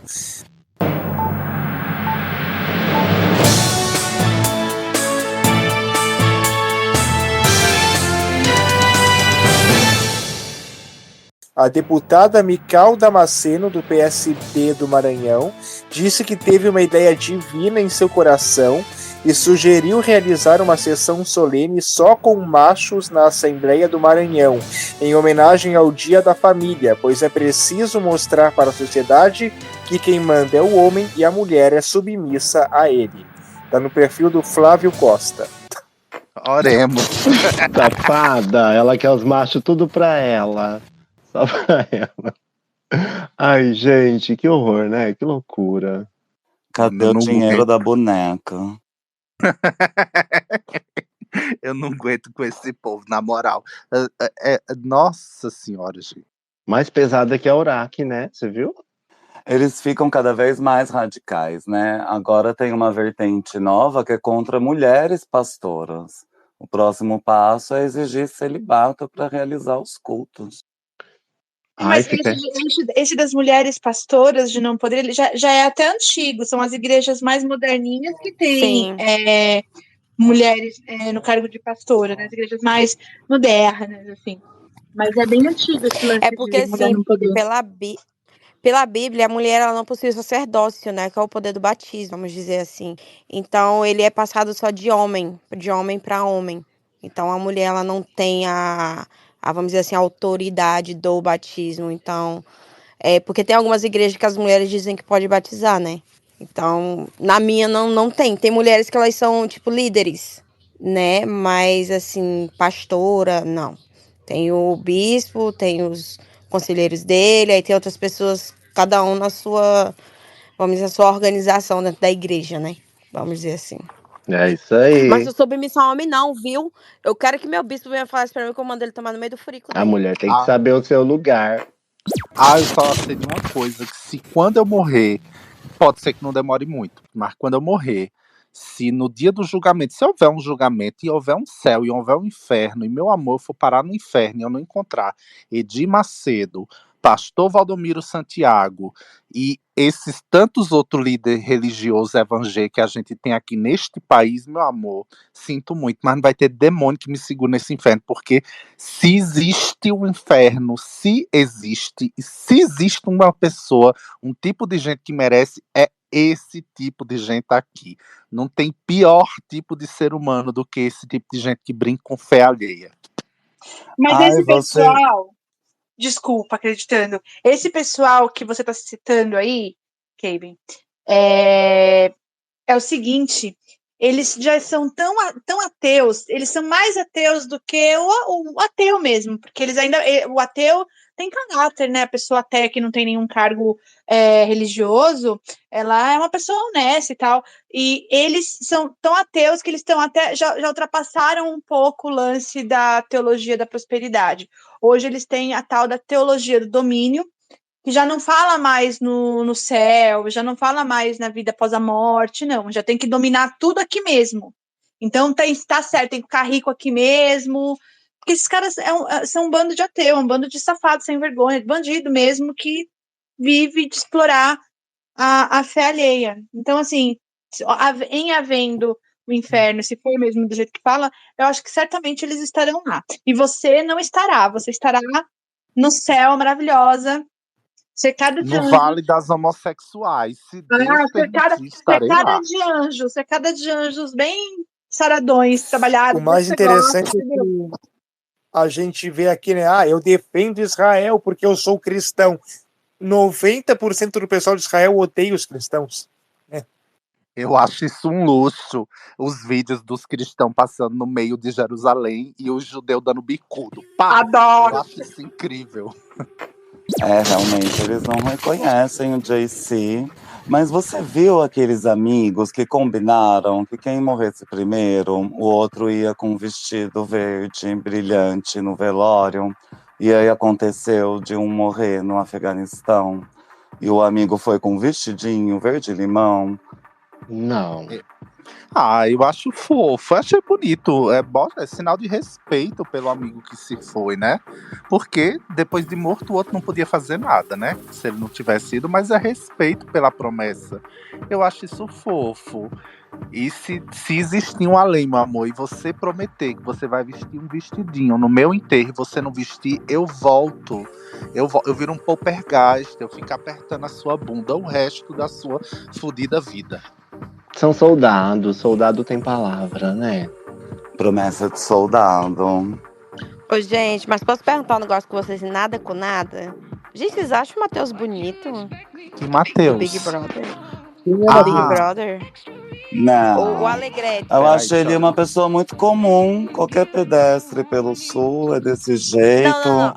E me cansa, sabe? Acho cansativo. Não, eu tô falando assim, esteticamente, visualmente fez. Porque o corpo dele é ok, mas o rosto dele... Não, acho feio. Não gosto muito desse tipo, feio, mas viu? tem gosto pra tudo, né? Eu acho ele comum. Ele é aquele tipo de pessoa que, sei lá, você vai na padaria... eu acho ele feio, bem feio. Eu acho que ele sofre do efeito pug. É tão feinho que fica bonitinho. Ai, não, meu pai, só se estiver correndo atrás de mim, tipo, sabe? Com tijolo na mão. Mas com barba ou sem barba? Nenhum dos dois. Moça, ele é feio. Eu juro, eu tava olhando assim, gente, que caboclo feio. Feio porque por eu feio acho ali. a Isa muito bonita. Assim, a Isa, depois dos procedimentos dela, né, ficou bem arrumada. Mas, assim, pra ele, ela pra ele, eu acho ela bonita pra ele. Mas vamos combinar que não tinha nenhum homem bonito nessa edição, né? Nenhum. Não mesmo. Assim, mas eu tenho um gosto meio peculiar. Não gosto muito dessa beleza vendida padrão, não. Gosto de um zóio junto, uma orelha de abano, uma monocelha, Olha aí, um nariz você tá chamando gigante. você de peculiar. Exótica. Amigo, mas se tu não achou o Matheus bonito, então a tua beleza peculiar aí também. Porque o Matheus tem uma beleza peculiar. Ah, mas falta Bem muito, peculiar. falta muita melanina ali. Ai, mas hoje em dia, falando nesse negócio de beleza peculiar, gente, dá uma dica de saúde aqui pra vocês. Pelo amor de Deus, não façam demonização facial, por favor. Não coloque aquela lente de chicletes na boca, gente. Por favor, vá para um dentista normal, ajeite seus dentinhos e cuide de sua pele, passando um bom protetor solar, hidratando bonitinho, usando anti-rugas, uma vitaminazinha E. Já faz milagres. Agora ficar parecendo com um boneco, sei lá, o Jigsaw de Jogos Mortais. Por favor, gente. Tanta gente bonita se estragando. Do nada você olha a Mona tá parecendo o tio Paulo no Banco Itaú, acabado, nariz lá em cima, a boca cheia de ácido hialurônico. Você não sabe como a Mona mastiga. A boca tá tão inchada que você não sabe como a Mona mastiga. Tá todo mundo muito artificial. Tá todo mundo tão artificial que quando você encontra uma pessoa naturalmente bonita, zerada de procedimento, você se apaixona. E você acha que tem graves consequências a longo prazo? Essa coisa toda de harmonização facial, depois de 20 anos, pode dar algum problema para a saúde? Claro que pode, do ponto de vista médico mesmo falando, a maioria dos produtos que são utilizados, eles não são absorvidos, reabsorvidos e eles acabam sofrendo um efeito de encapsulamento. Então você pode simplesmente hoje tá lindo, impecável, e daqui a 10, 15 anos começar a sofrer efeitos adversos, inclusive efeitos autoimunes do corpo, porque não existe estudo, gente, não existe estudo em larga escala, em grande quantidade de tempo sobre o que está sendo feito agora. Segundo, procedimentos estéticos invasivos feitos por dentista. E se você vai se submeter a uma cirurgia plástica, como é que você vai fazer cirurgia plástica com uma pessoa que estudou para extrair dente, meu amor? Tipo, você não tem responsabilidade nem com você mesma. A gente sabe que tem muita gente aí que tem um sonho de mudar de corpo, de alterar às vezes um nariz que lhe fez mal na infância, uma orelha. Mas vamos fazer com responsabilidade. Se você tem dinheiro, você pode fazer um procedimento, procura um profissional sério, um profissional que vai atender a sua necessidade, que não vai fazer picaretagem com você, nem com o seu corpinho. Sabe, no último episódio do Desbanca, que já está disponível, fixado aqui no meu perfil, a gente falou do Ozempic, que é esse injetável para emagrecer. Isso, e você já tinha saído, então eu queria saber se isso afeta a saúde também, porque as amigas já estão tomando, viu? Eu poderia. A gente depois pode fazer um space para falar das cabeças de Ozempic, que eu já chamo assim, né? Cabeça de Ozempic. Quando eu vejo uma pessoa muito magra com a cabeça de patati patatá, eu digo cabeça de Ozempic. Certeza, Mona, sei de longe. Eu vou só deixar um questionamento para vocês. Vocês acham que um remédio que foi desenvolvido para tratar diabetes, que tem como efeito colateral a perda de peso, não vai fazer mal para o corpo de uma pessoa que não tem diabetes? Você acha que essa medicação não vai agir no pâncreas, não vai agir no fígado? Vocês acham que não? Então, assim, a gente liberou aqui no Brasil os do Ozempic para perda de peso, deixando muito claro que muitas vezes essa perda de peso só é indicada para pacientes que têm obesidade mórbida e que, em grande parte dos casos, já tem um caso de diabetes, pré-diabetes ou diabetes associado. Então, assim, você vê pessoas magras, tipo o caso daquela cantora famosa Maraísa, que não era uma pessoa obesa. Ela podia ter um leve sobrepeso, que eu nem achava que ela tinha, tomar medicação, que aquilo ali é medicação, gente. Não acho que seja o Ozempic, para mim é o Mounjaro, que é uma medicação ainda mais agressiva, ainda pior. E você vê pessoas se tornando praticamente cadáveres humanos. Entendam que a pessoa que perde peso com medicação para diabetes, ela não perde peso apenas de gordura, ela perde massa muscular, ela perde massa óssea. Então é um efeito devastador. Então eu ainda vou abrir uma sala um dia desse pra gente fazer um cabeça de Ozempic e vamos falar desses efeitos esdrúxulos das pessoas aí tomando medicação à torta e à direita pra estar emagrecendo. O povo tomar vergonha nessa cara. Ai, mal posso esperar, porque eu quero aprender a identificá-los na rua. E olha só quem tá aqui, a Danizinha. Como vai, amor? Oi, amor, agora eu voltei. Fiz meu concurso, agora eu voltei. Chique. E qual o escândalo que você traz pra gente? Eu vou concordar com meu amigo Keibin. As cabeças de Ozempic está cada vez pior, né, Keibin? A gente lá na rua já identifica de cara. Gente, o Ozempic, um uso contínuo, ele vai fazer você virar diabético do tipo 1. O nosso organismo é muito inteligente. Se você tá fornecendo para ele o que ele produz, ele vai falar assim, cara, eu vou tirar umas férias. E aí, dependendo da quantidade das férias, ele aposenta. Brincadeiras à parte, ele vai forçar o corpo a não produzir mais insulina, gente. Exatamente. Aí a pessoa vai passar a tomar os Ozempics porque ela precisa, não porque ela quer emagrecer. Exatamente, é como o próprio Gustavo Lima. Passou o tempo todinho fortinho tomando testosterona, tomou tanta testosterona que o corpo deixa de produzir testosterona. A mesma coisa acontece com o Ozempic. O Gustavo Lima vai ter que tomar Deradestron, assim, pro resto da vida dele agora, se ele quiser continuar, né, levando a vida normal, porque ele não produz mais, atrofia. Igual as mulheres que também usam anabolizante para ganhar massa muscular, elas deixam de ovular e passam a ter um nível alto de testosterona, voz grossa e etc. Pois vamos marcar aí pra outra semana um Space cabeça de Ozempic pra gente fazer. Até que ponto que vale, né, esse negócio? Eu tô chocada vendo vocês falando essas coisas aí. Gente do céu. Vocês já viram o caso de que você consegue mudar a cor do olho agora? Sim. Tem o golpe, né? Que é só uma brincadeira da internet que faz as pessoas aplicar qualquer coisa no olho. E tem a cirurgia mesmo, né? Eu vi uma pessoa que fez na TV. É tipo uma tatuagem. E fica feio pra caralho, viu? Nossa senhora, fica feio demais. Fica muito artificial, não parece... Eu acho que até a lente de contato se coloca, fica melhor. E, gente, as pessoas estão voltando a ficar muito magras, muito espálidas, né? Tinha uma época que as pessoas, assim, de mídia, que apareciam nas revistas, à época, não era nem internet, elas eram bem magrinhas. Mas, ultimamente, elas estão aparecendo muito espálidas, muito magras, e tem site que fala que nesse desapareceu da Maraísa ou Maiara, nunca sei qual das duas que é a que tá com cabeça de Ozempic, que é das gêmeas que tá com cabeça de Ozempic. Ela aparecendo esquálida, daquele jeito assim, cadavérica mesmo, e assim, a revista colocando que ela tava com um corpo escultural. Falei, mano, a revista no site. Falei, mano, aí as meninas veem isso, já não basta os filtros de Instagram, que já fazem com que elas... Acho que eu até já comentei isso aqui. Eu faço um trabalho com eles de imprensa jovem e a gente usa, às vezes, máquina para tirar foto. Não analógica, né? Mas a gente usa máquina. E elas não querem tirar foto na máquina mais. Elas querem só tirar com o celular para colocar filtro, porque elas não se veem mais sem filtro. Isso é tão louco, porque são meninas de 12 a 14, 15 anos com quem eu lido o tempo todo. E elas têm, assim, problemas bem sérios com autoestima, com autoimagem, sabe?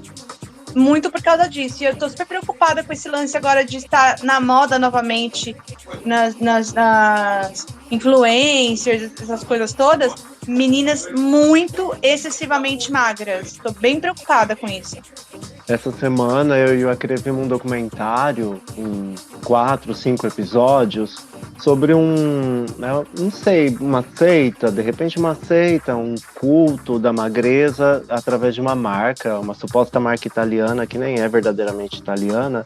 E eles trabalham só com peça única e eles cresceram na internet, atraíram público pela internet e as meninas vão lá para comprar roupa e a roupa não serve, elas são loucas para usar roupa, então elas entram nessa paranoia do peso e começam a ficar cada vez mais magras. É um escândalo assim envolvendo assédio, É uma loucura. O Acre vai falar o nome porque eu não lembro. Mas é muito alerta isso mesmo, porque esse padrão de beleza.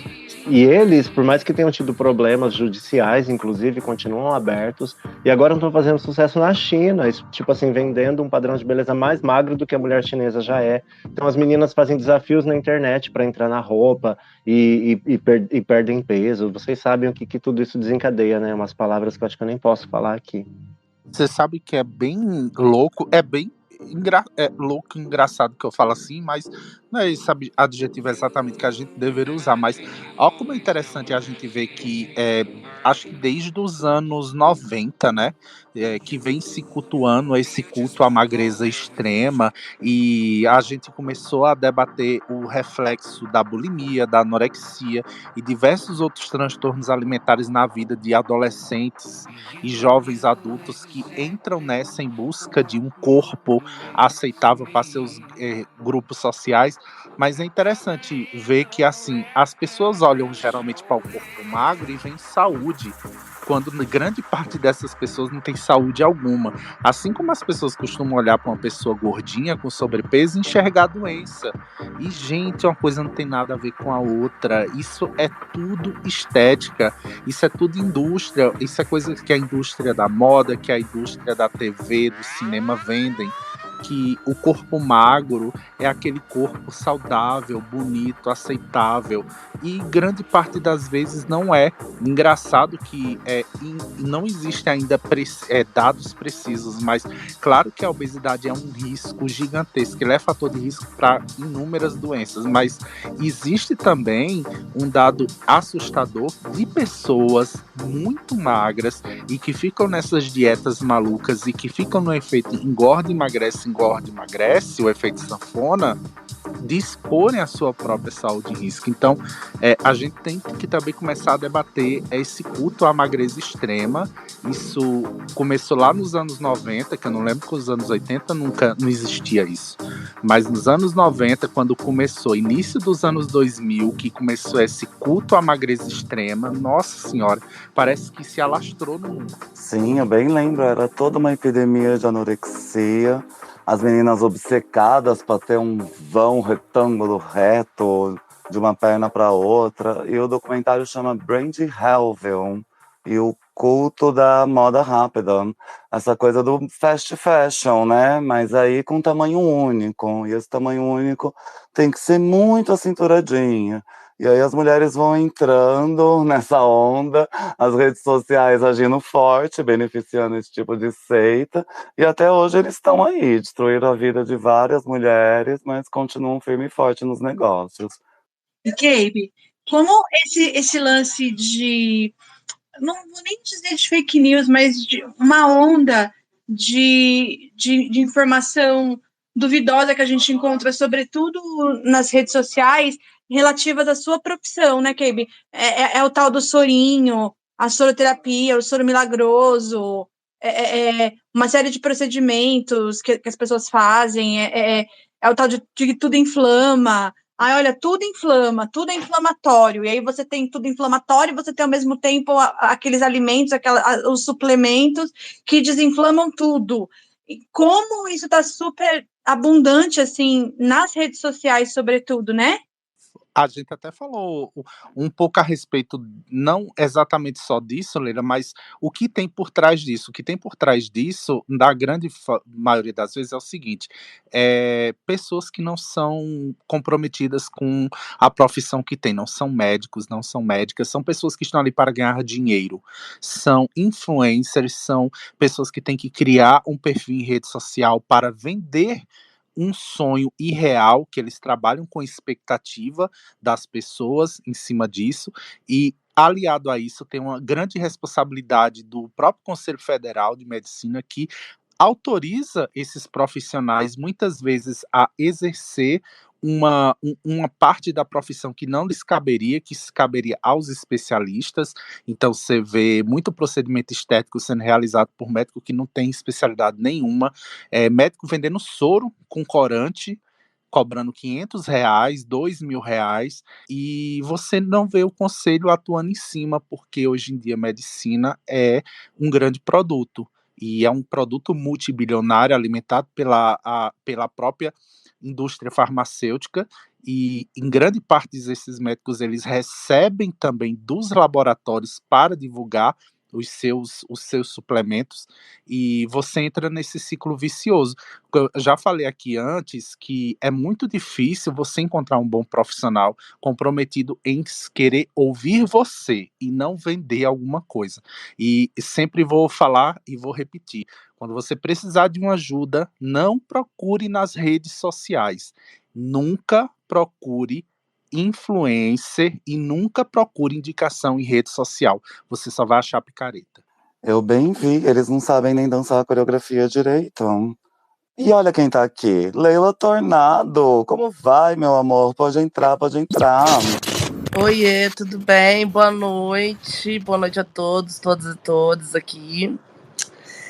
Tô ouvindo vocês falarem um assunto que para mim é até um pouco sensível, né? Por anos e anos e anos na minha vida eu tive tenho ainda, né? Um distúrbio com o espelho. Hoje, com a idade que eu tô e com muita terapia, que eu percebo, eu pesava 30 quilos a menos do que eu tô hoje, e eu me sentia gorda há 20 anos atrás, um pouco mais. O Acre e a Pemba me conheciam e eu me sentia gorda. Eu nunca me senti magra. E eu era magrérrima. Eu vejo fotos aqui para eu falar, meu Deus do céu, como eu era magra. E assim, eu sempre me olhando no espelho e sempre me enxergando uma pessoa gorda. Esse culto ao corpo e essa exigência em cima da mulher. E agora tá piorando, parece, né? Que esses Red Pill falando assim que a mulher acima dos 30 já não vale mais nada. E, enfim, eu acho que muito disso é também culpa do capitalismo. Ai, gente, vocês podem me achar louca, mas eu acho que é muito culpa do capitalismo. Essa coisa do lucro sobre o lucro, querer ganhar dinheiro em cima de tudo. E as pessoas vão ficando doentes, saúde mental vai indo lá pro saco, e o CAPES aqui é isso. Chegamos até aqui o podcast. E é E a culpa saúde? do capitalismo mesmo, tudo em nome do lucro. Essas empresas de fast fashion, elas também têm muito descarte, né, das roupas que não servem, que a etiqueta furou, porque já não tem uma qualidade muito boa.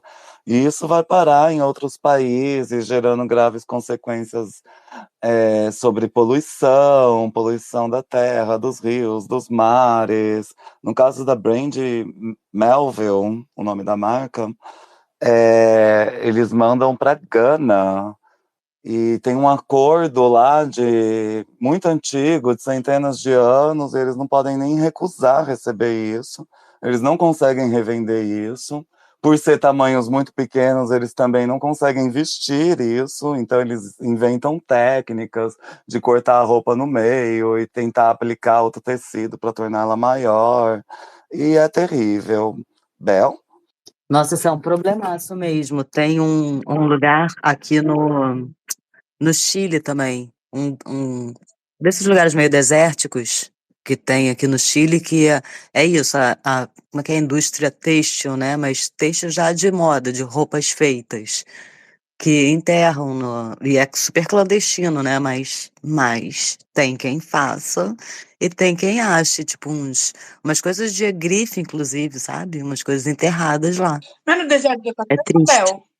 Aqui no Brasil também tinha altas tretas, lembra quando chegavam os containers de lixo? Sim, lembro mesmo, tinha mesmo. Mandavam uns lixos lá dos Estados Unidos, eu acho, de alguns lugares, tudo pra cá. Leila Tornado? Então, eu continuando sobre o assunto do capitalismo, a gente pode ver que as roupas de grife, elas só são caras porque as pessoas querem exclusividade, né? Quando a coisa começa a popularizar, uma moda começa a popularizar, o conceito da breguice já começa a entrar dentro daquele estilo que foi colocado pelos próprios estilistas, né?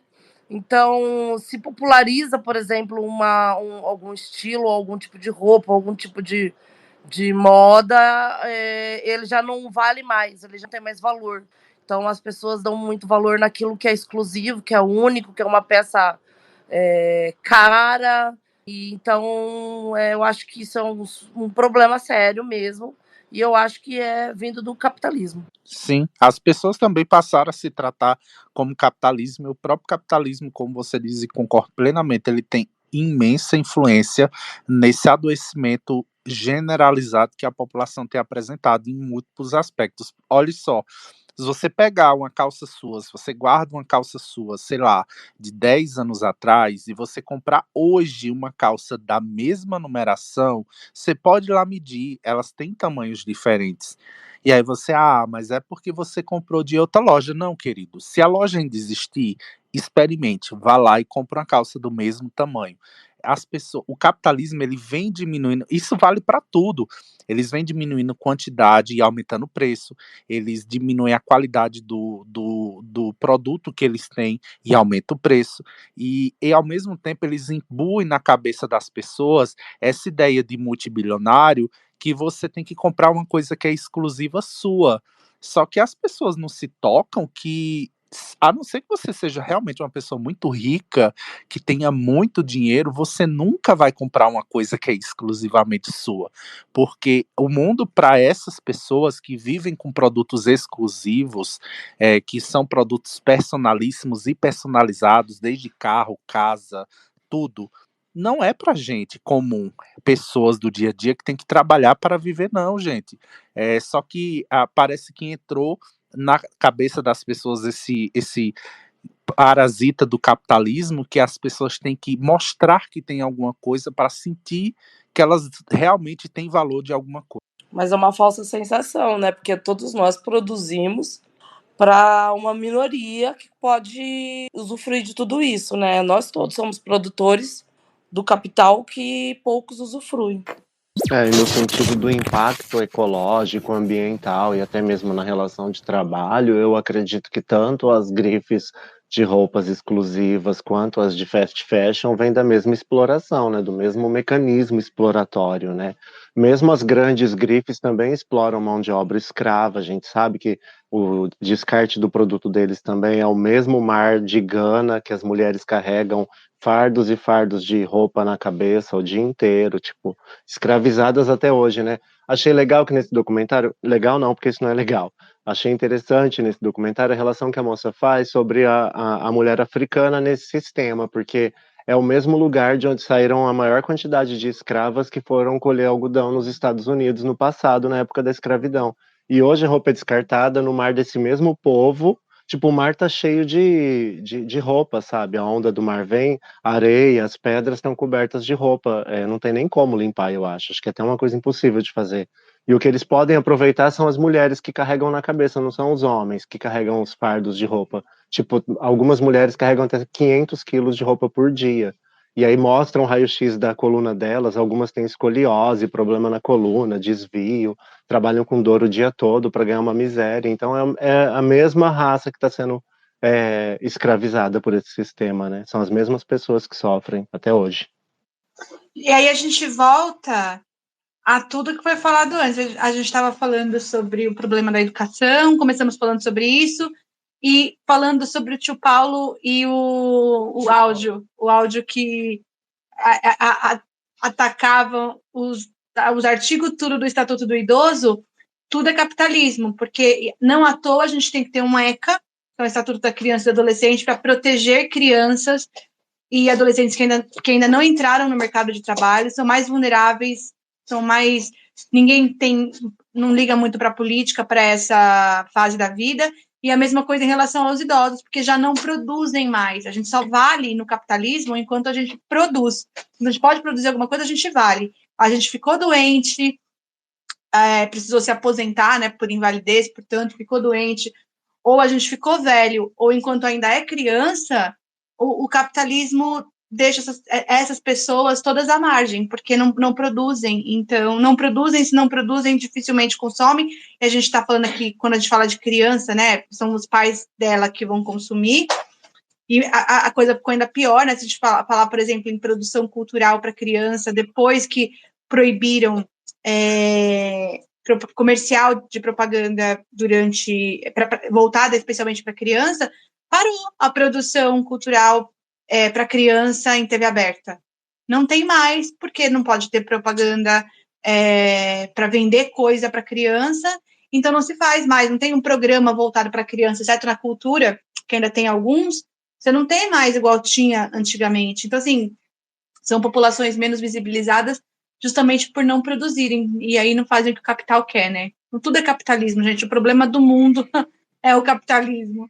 O problema do mundo é o capitalismo. Concordo plenamente. E nesse caso que a Leila falou, né, é interessante porque esse mercado da moda, se você não se encaixa no mercado da moda e não consegue gerar a grande roda do capitalismo ali, você vai gerar na psiquiatria, né, porque você vai ter que resolver seus problemas de qualquer jeito, ainda assim é capitalismo. Você vai precisar de um terapeuta. E vocês já viram que nunca está suficiente para o capitalismo? E assim, a gente está falando do capitalismo, a gente está falando como sistema como todo. Gente, você nunca vai estar satisfeito com nada. Você nunca vai estar satisfeito com a sua casa, com o seu carro, com o seu emprego, com a sua roupa, com o seu corpo, com nada. Porque sempre vai ter alguma coisa em que você possa, entre aspas, melhorar. Porque o sistema é feito para você consumir. Então, se você parar de consumir, você vai tirar as pessoas que estão lá em cima no poder, que se aproveitam de toda essa pirâmide de consumo desumana, elas vão parar de ter o grande privilégio que elas têm. Então, vai ficando todo mundo cada vez adoecendo cada vez mais, e é transtorno em cima de transtorno. A própria falta de políticas públicas não faz nada bem para os transtornos psiquiátricos de uma pessoa comum que vive numa cidade barulhenta, em pleno caos, com tanta coisa grave acontecendo. E a gente vê pelas etiquetas das roupas, mesmo tudo embagaçado, as etiquetas permanecem intactas, né? Então dá para saber ali nos desertos de roupa ou no Mar de Gana da onde que veio aquela peça, né? Muitas são da Zara, outras são da Disney.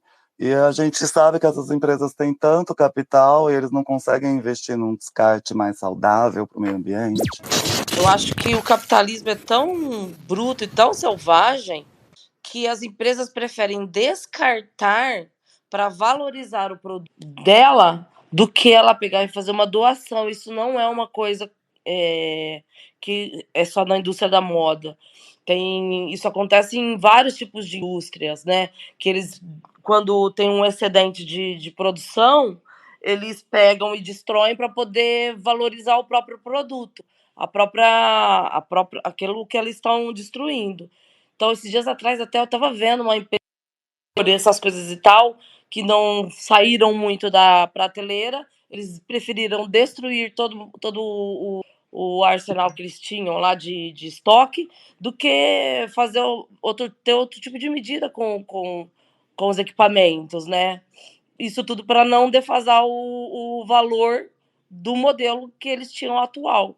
Então, o capitalismo ele é brutal, porque ele é egoísta, né?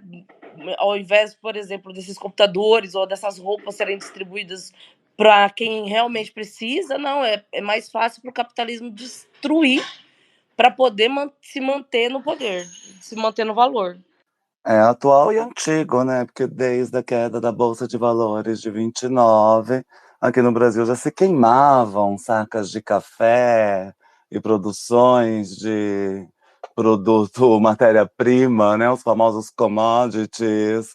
O problema é que agora são produtos tóxicos, que não são biodegradáveis, que não vão se dissolver na natureza com facilidade e que levam centenas de anos para se dissolver numa quantidade exorbitante, né? Ritmo de produção frenético.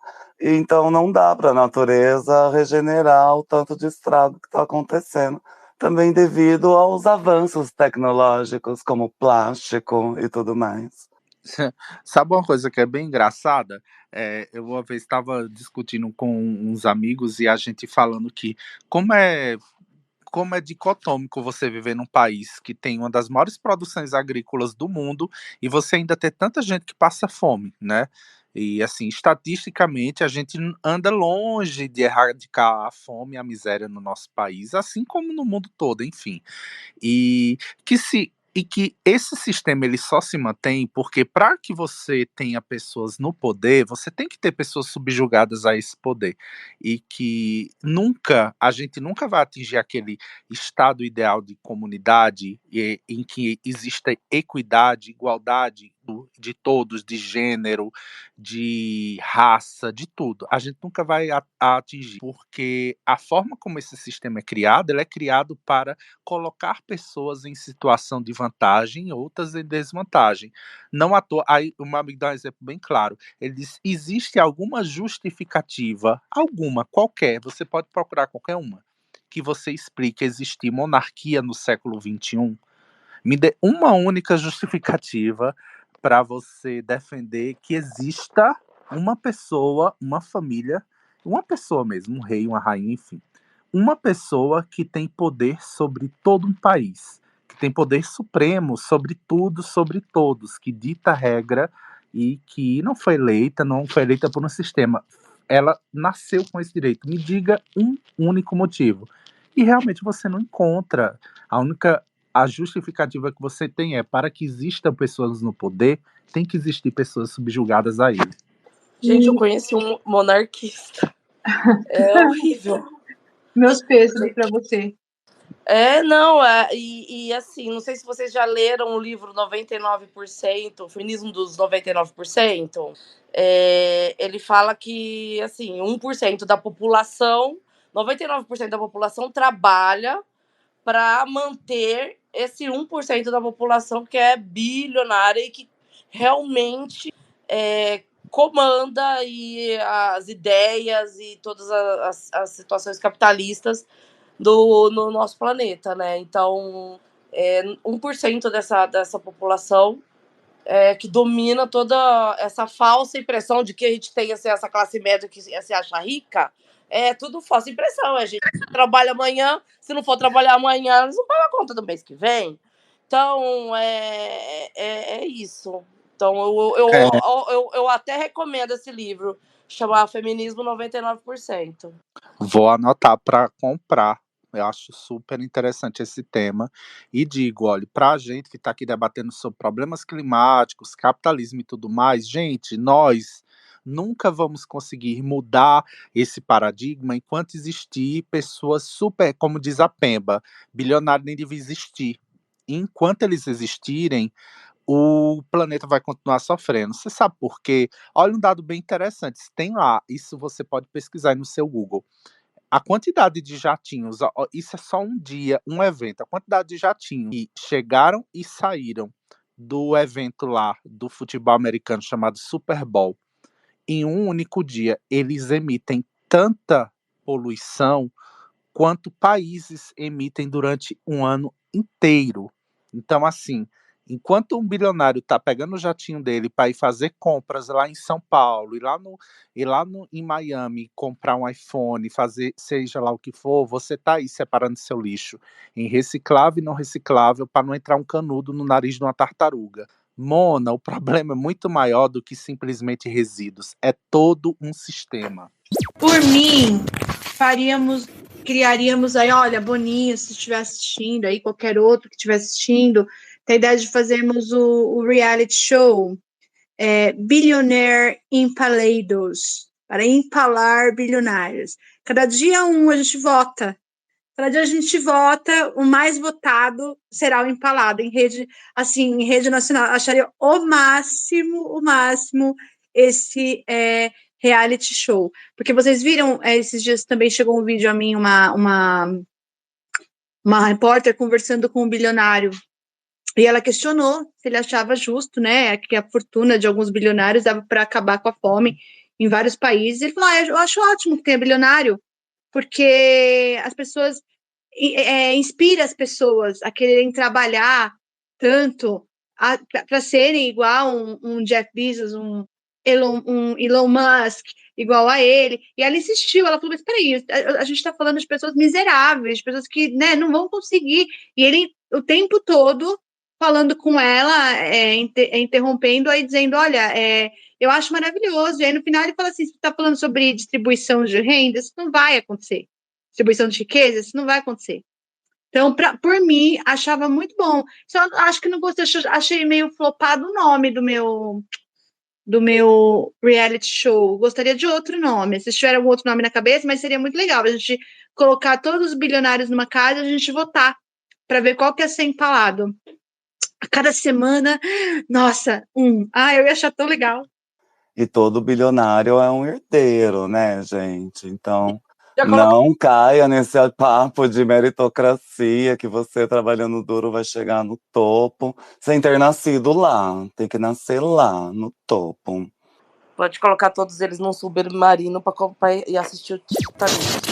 Ô, Bel, você que é da televisão, que nome que você acha que seria legal para esse reality show, hein?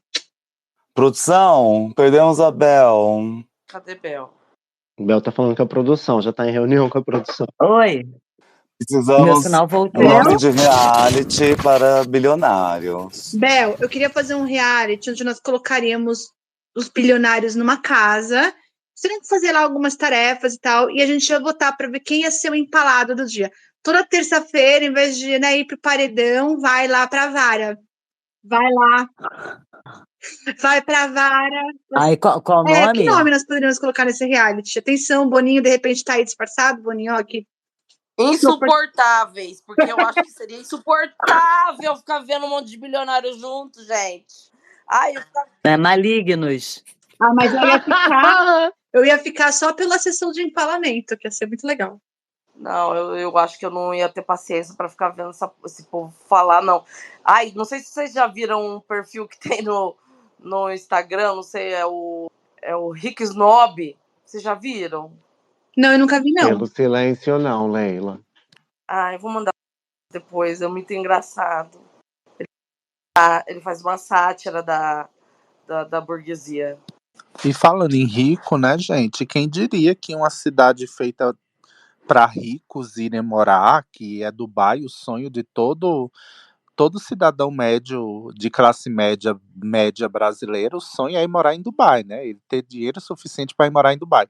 Que interessante ver as mudanças climáticas agirem de forma a encherem de água que a Dubai estava parecendo um minhocão, gente, aqueles carros importados, tudo embaixo d'água. Eu achei cinematográfico.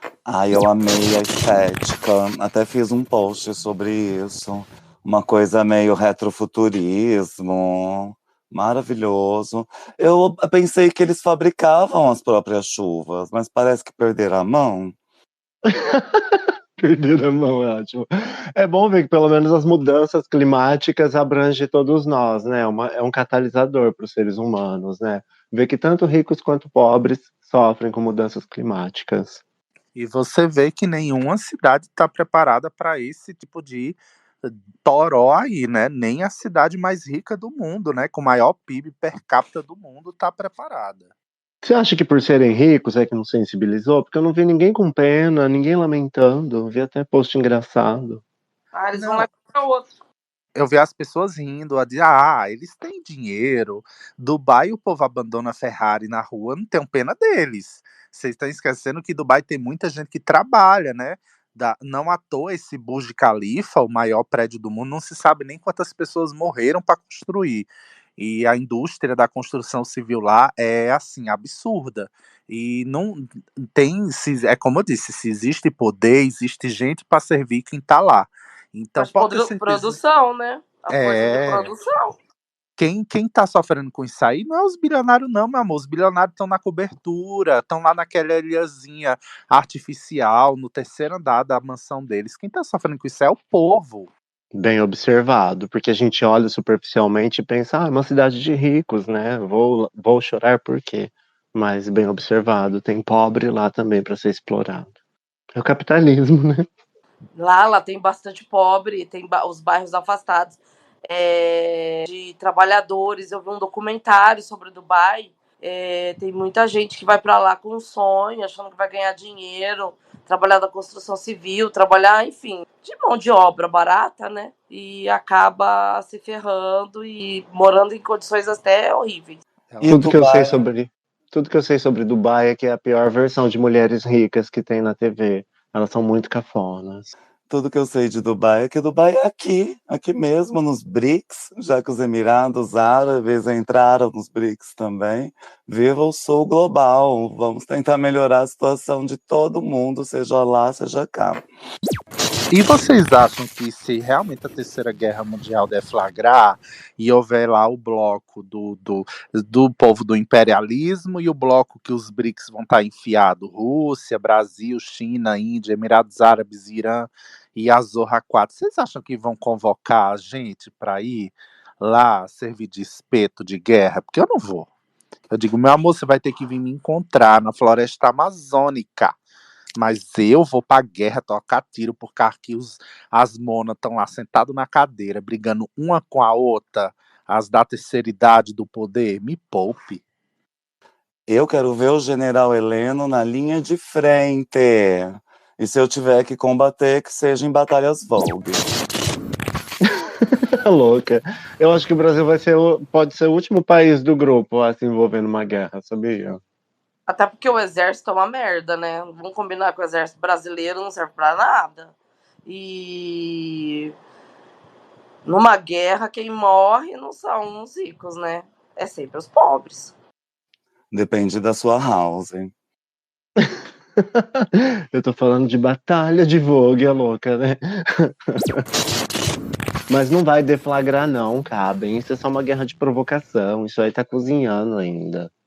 Mona, não aceito o mundo acabar, pelo menos antes de 2035. Vou viver só até os 35 anos, Mona? Pelo amor de Deus, deixa eu viver pelo menos mais uns 15 aí pra acabar com esta bosta.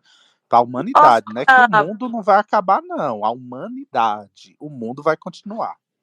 O que não vai acabar é a guerra, né? Muito demodê, guerras que acabam. O plano agora é manter a guerra constante, ad infinito, e tentar transferir esses dinheiros o máximo possível. Para quem? Para os bilionários herdeiros. Aí o capitalismo de novo. Ó, quando eles precisarem de fabricar mais armas, a guerra esquenta. É assim. Ai, mas, gente, eu sou o contrário do Caben. Eu torço muito pro mundo acabar, mas eu acho que não devia ser em guerra nuclear, não. Eu torço mesmo pro meteoro. Não, mano, eu acho o meteoro muito demodê, já usaram na Mesozoica. Vamos, sei lá, uma invasão alienígena. Eu acho que ia ser o auge, uma invasão alienígena. Tu já pensou o desespero que ia se dar na humanidade? Eu acender o cigarro, ia tomar um vinho quente, ia esperar a minha vez, entregava para Deus, ficava lá no meu. Mas eu acho que ia ser o auge, assim, o fim da humanidade tinha que ser por uma civilização mais avançada do que a nossa, que chegasse aqui pisando na cabeça, que eu dizia, aí, lixo, quem vocês são? Os brasileiros andaram pedindo socorro para os alienígenas, né? Mas não foram atendidos. Falar nisso, uma observação curiosa. Vocês perceberam ontem que o povo do Alegrete estava tudo com o celular na cabeça? Eu vi! Do sul, né, Mona? As monas do sul são normal. Elas tudo com a lanterninha do iPhone apagando e acendendo, fazendo código Morse para ET. Meu Deus do céu. Mas eu fui lá ver como foram os votos das últimas eleições na cidade de Alegrete, e a maioria da população votou 13. Olha que curioso. Agora eu fiquei feliz. Apesar de não ter votado na Alegrete. Eu achei linda a festa em Manaus. Eu achei maravilhoso o que eles fizeram lá para Cunhã. Também achei muito digno. Mas ali no Rio Grande do Sul tem uma população grande de esquerda. Santa Catarina, alguns lugares no Rio Grande do Sul são direita, mas no Rio Grande do Sul, esqueçamos, né, do Brizola, que veio de lá, e eu não me surpreende tanto Alegrete. A maioria. O povo do extremo sul é bem de esquerda mesmo. Eu acho interessante. O povo de Balneário Camboriú que realmente destoa. Teve governador do PT, né? Antes desse, era um governador do PT. Sim, sim. Olívio Dutra, né? Sim. É no Rio Grande do Sul.